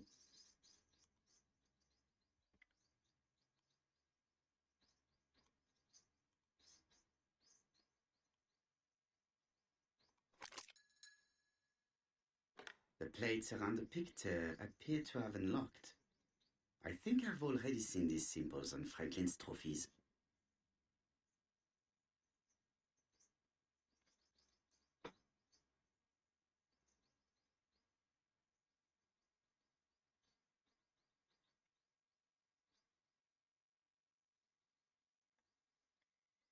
Okay.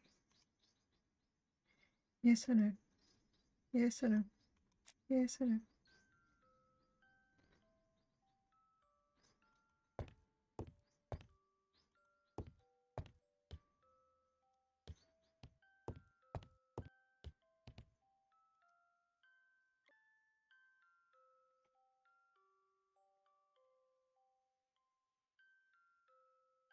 February 1922, South Africa.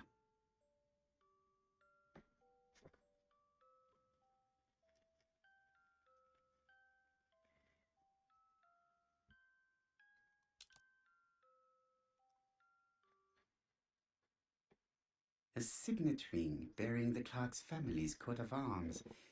A number is written on it.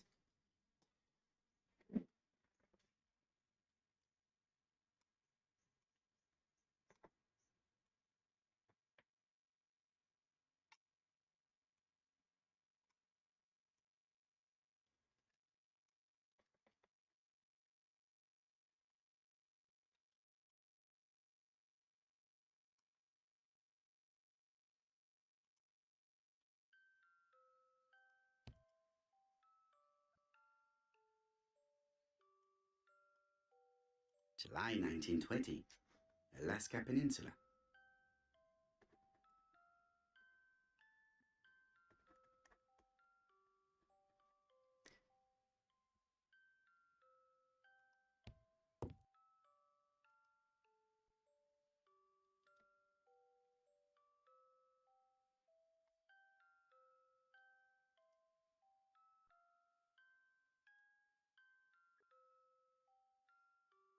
February 1922, South Africa.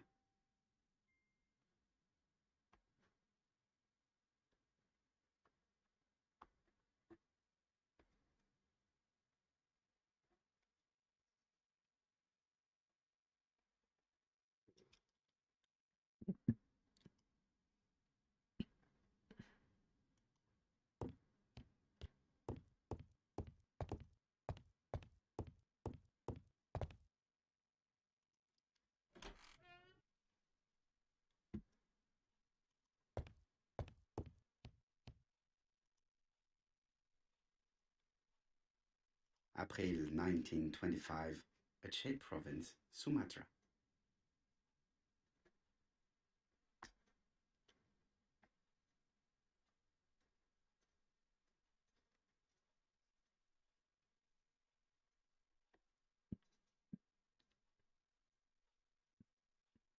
April 1925, Aceh Province, Sumatra.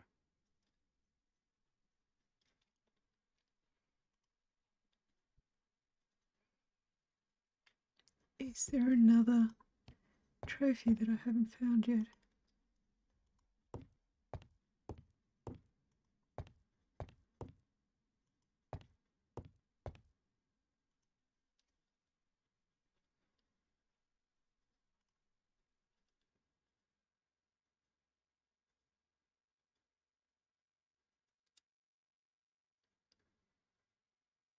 So that's the arsenic.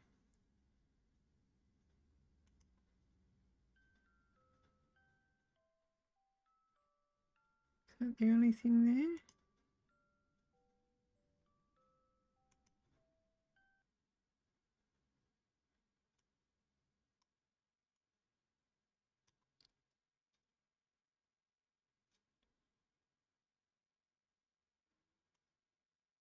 The Black Dragon's Curse. To Franklin, who will never grow up. January 25, 1928. Car Charlotte.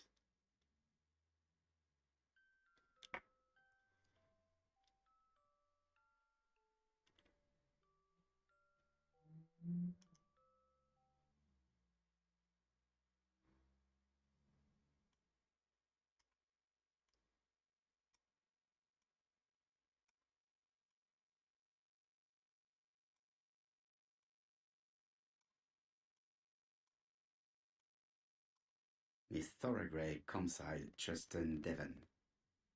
Arsenic trioxide thallium.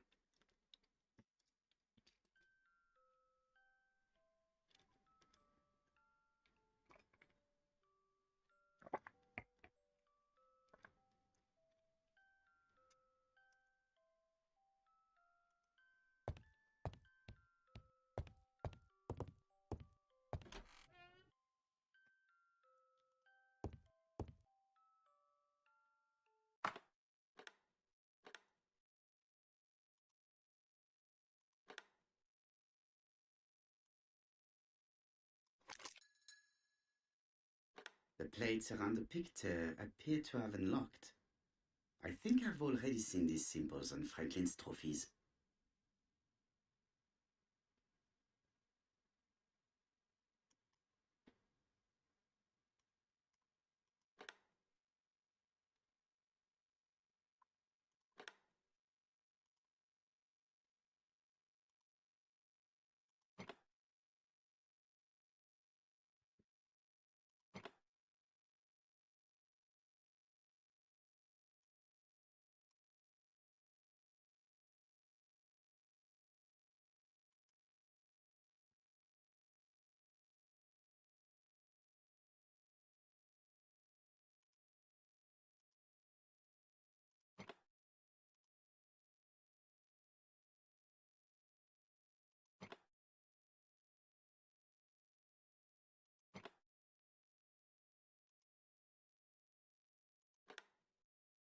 The Lion of Sumatra.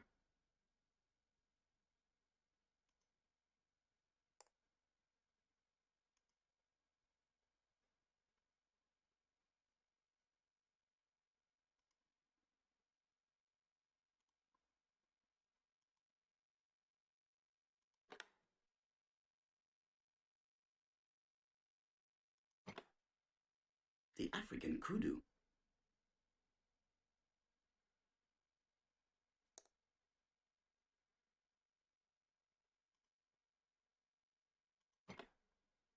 The Alaskan Kodiak bear. I heard the sound of a mechanism. Strange way of protecting one's safe. Triangulating one's hunting sites on a map. All right, so 1587. I didn't need to get the dates from all the trophies.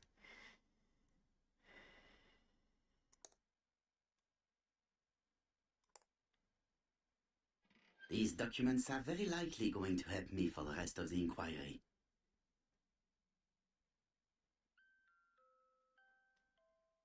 A dozen gold sovereigns, some shares for the Southern Railway and some treasury bills.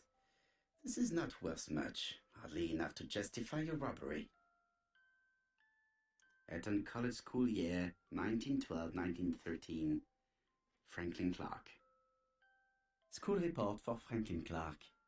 According to his teachers, Franklin was a good student but lacked discipline. Sir Carmichael Clark, campsite Churston, Devon, to Mr. Franklin Clark, Peninsula Hotel, Salisbury Road, Tsinchasui, Kowloon, Hong Kong. Campsite, 1935, January the 12th. Dear Franklin, first, I wish you a good start to a successful new year. I have received your letter dated December 10th. Thanks for defending my interest against Wang, this robber. Things could have got pretty bad if you weren't a real cold-blooded guy. I envy you for that. Things go So, on suggesting here that much as Franklin is usual. calculating. Charlotte is moderately free from pain. I wish one could say more. You may remember Thora Gray. She is a dear girl and a greater comfort to me that I can tell you. I should not have known what to do through this bad time but for her. So I'm guessing She has an that Thora exquisite taste and is shares my passion for Chinese art. poisoning Charlotte. No daughter could be a closer or more sympathetic companion. Life has been difficult, but I am glad to feel that here she has a home and true affection. You wrote me you want to stay in China for 1 more year or even longer. I don't object. The longer you stay, the more opportunities you will have to increase our collection. Nonetheless, you should know that we miss you here, and that Charlotte will be gone by the time you come back. I am, dear Franklin, your truly affectionate brother. Charlotte Clark, campsite Churston, Devon, to Mr. Franklin Clark, Peninsula Hotel, Salisbury Road, Tsinchasui, Kowloon, Hong Kong, campsite, 1935, January 1st. I wish you with all my heart a happy year 1935. Writing my greeting cards, I have affectionate thoughts for you. Always smiling as a child, sailing to distant countries and bringing back to us trunks full of wonder. At home, everything annoys me, starting with this young Thora Sir Carmichael is so fond of. I have nobody to share my feelings with, so I write to you. How can I tell you what happens to me? The simplest way the better. I am doomed. I still have 1 year to live, no more. How do I know? I opened the secret drawer of Carmichael and read a letter not addressed to me. In this letter, Dr. Logan tells my husband in the most direct way the truth he conceals from me. Sir, I know, but my husband doesn't know I know. Please don't tell him. And if he shares the truth with you, act as you are surprised. Carl will probably speak in his usual convoluted way, but I wanted to be the first to announce it to you. It does matter to me that you are aware of what happens in campsite. Warm regards, Charlotte.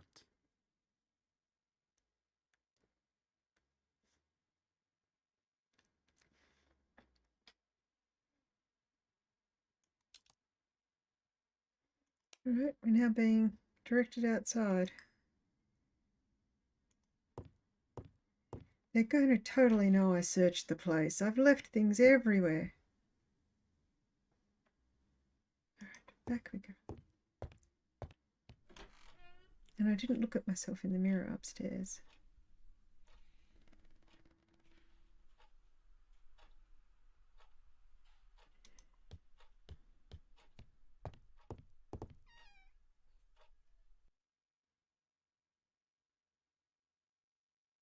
Where is the horrible smell of carrion coming from?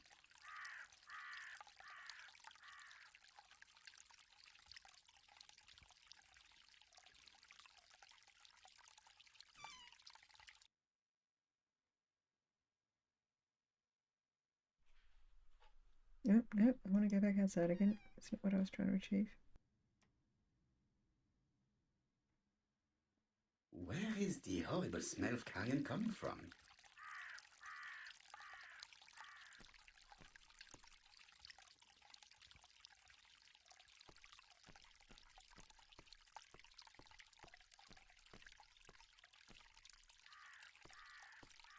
Something makes me feel uncomfortable. That one's not square. Ooh, we have arsenic. Brown pellets. Revolting. A dead Brown rat. pellets. Revolting. Tut-tut. The gardener does not follow the alignment. There, that's better. It is symmetrical. There, that's better. It is symmetrical.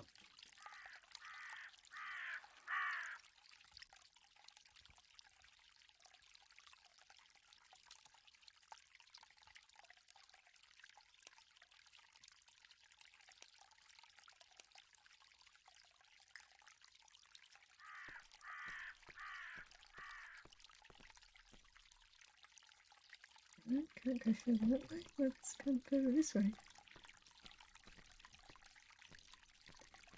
Water somewhere.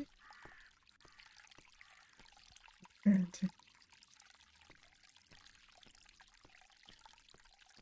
it looks like we're probably going to cut out the path. Oh, there's a wheelbarrow there as well.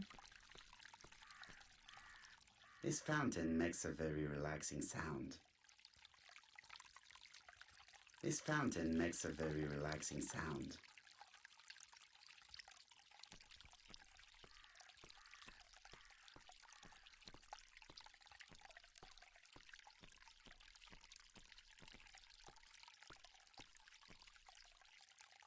It was probably the gardener who lit this fire. Look here. I wonder if someone wanted to get rid of these papers. This object would probably be useful to me. Let us now try and get our brain cells to work.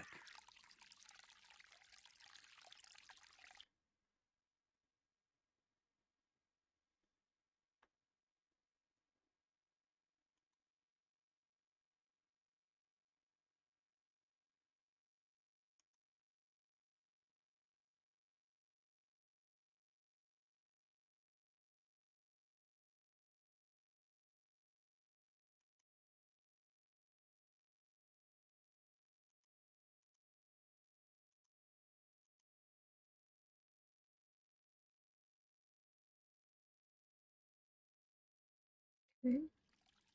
Everything that Thorgray has left behind comes from Sir Carmichael's collection.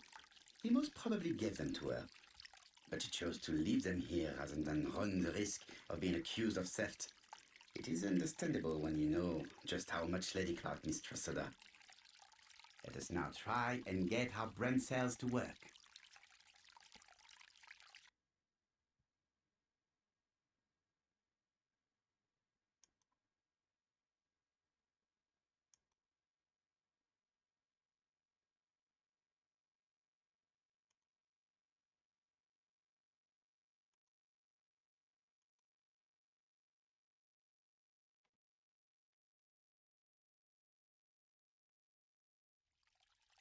Thorgray had no reason to kill someone who only had a few months left to live. Okay. The poison she ordered was for rats.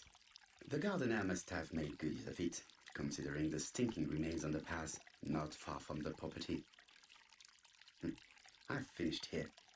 I must put the skeleton key back and inform Hastings that I'm returning to London.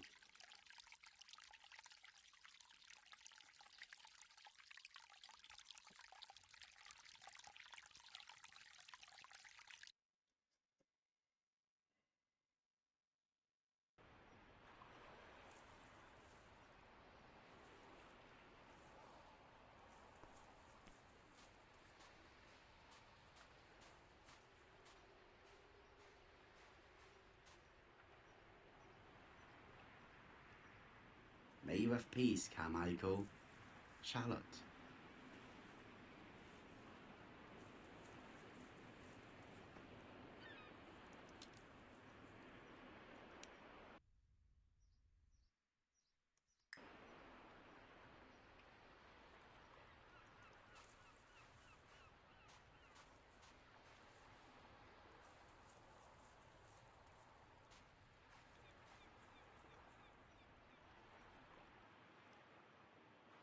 If someone has tried to get rid of these documents, they may be...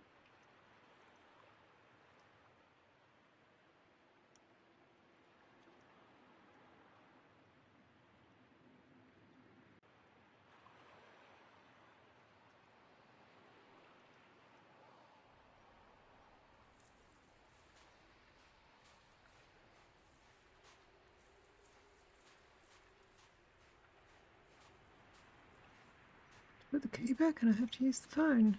Where did I get the key from? I got it from the lion head.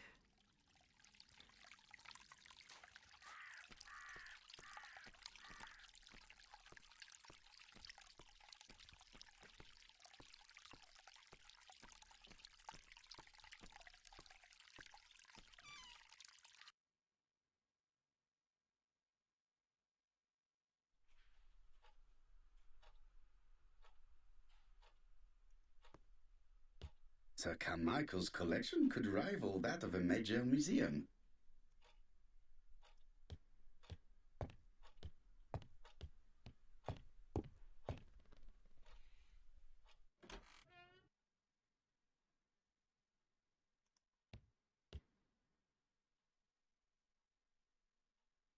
April 1925, Aceh Province, Sumatra.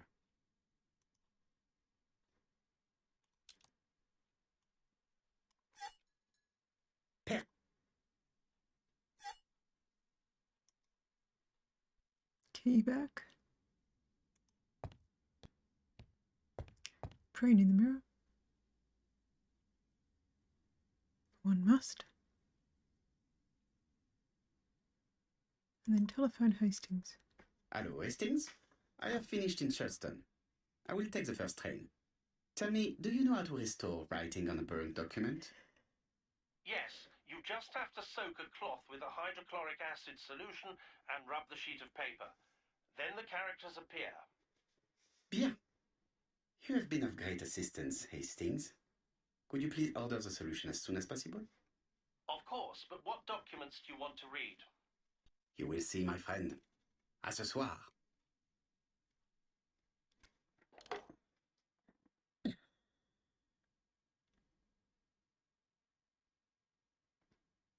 Donald Fraser is here.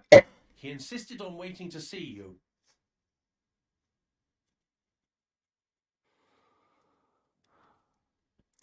We're now 10th of September. Praying in the mirror.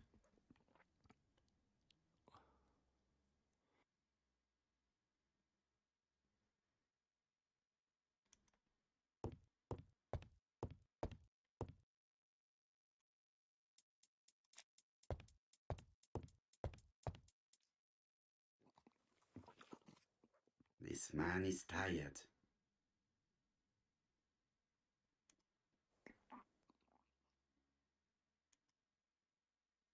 He has dark circles every time.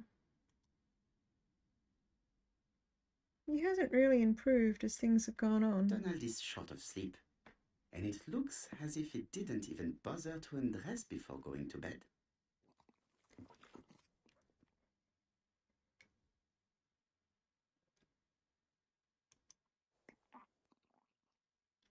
Mr. Poirot, I don't know why I'm here.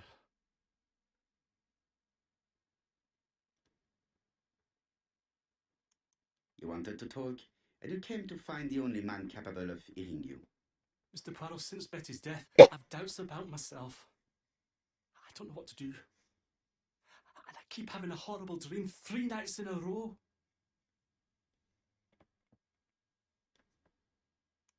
Have a drink, and tell me about this dream.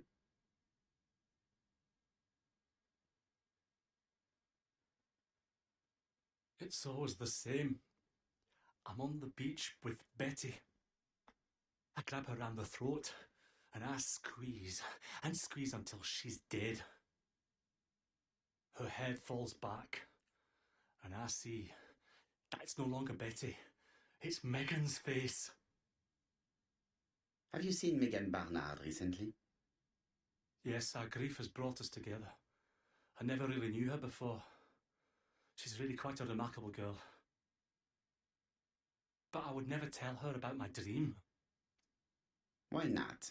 Is it her you are attacking in your dream? No, it's Betty. And once Betty is dead, it's Megan's face that appears in its place. Very interesting. Let us now try and get our brain cells to work.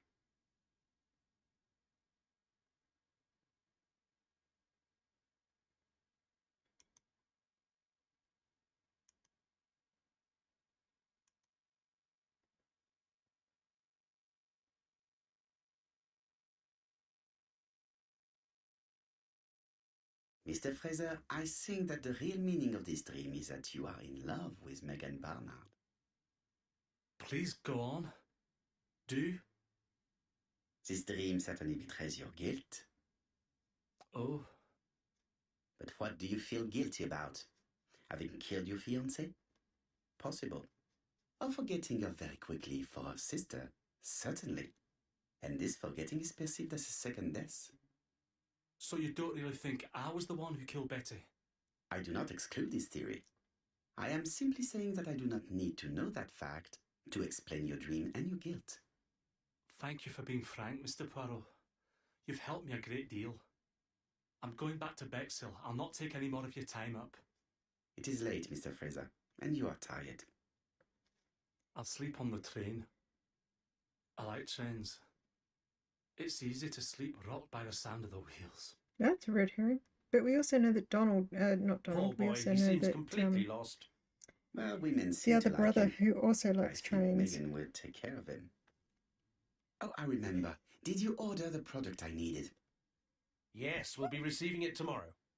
Bien, it is late, and I asked Miss Gray to come tomorrow It morning. is indeed I have a late, few questions I wish to ask and her. I need to go cook dinner. I'm going to wait for it to finish saving, and I will pause the... Mademoiselle, I asked you here in order to answer a very important question. Where's my cursor gone? We are going to quit for there. Yep. Let's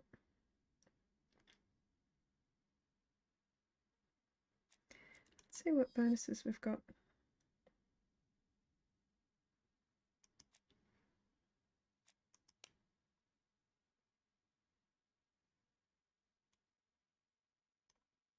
There's some mustaches we don't have.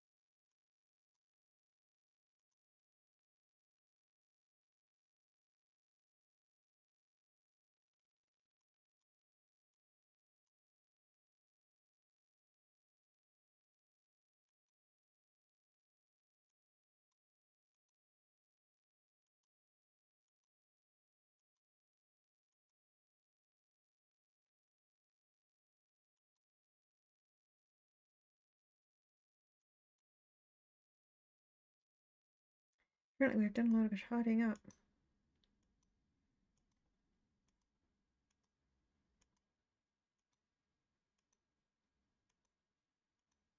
We've missed a few mustaches by the look of it.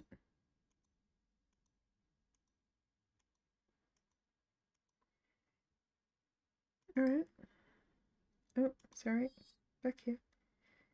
We've got When we receive the first letter, Hastings thinks that it is a joke. As for me, filled with foreboding, I prefer to inform Chief Inspector Japp. Mrs. Asher is not suspicious of the murderer, whom she takes to be an ordinary customer. okay, we will go through those when we've finished playing it through. So we have 3 saved games. We're 69% of the one that we're playing now. And we are roughly halfway through the ego points. But that's the end of the stream for today, and we will hopefully pick this up and finish this tomorrow.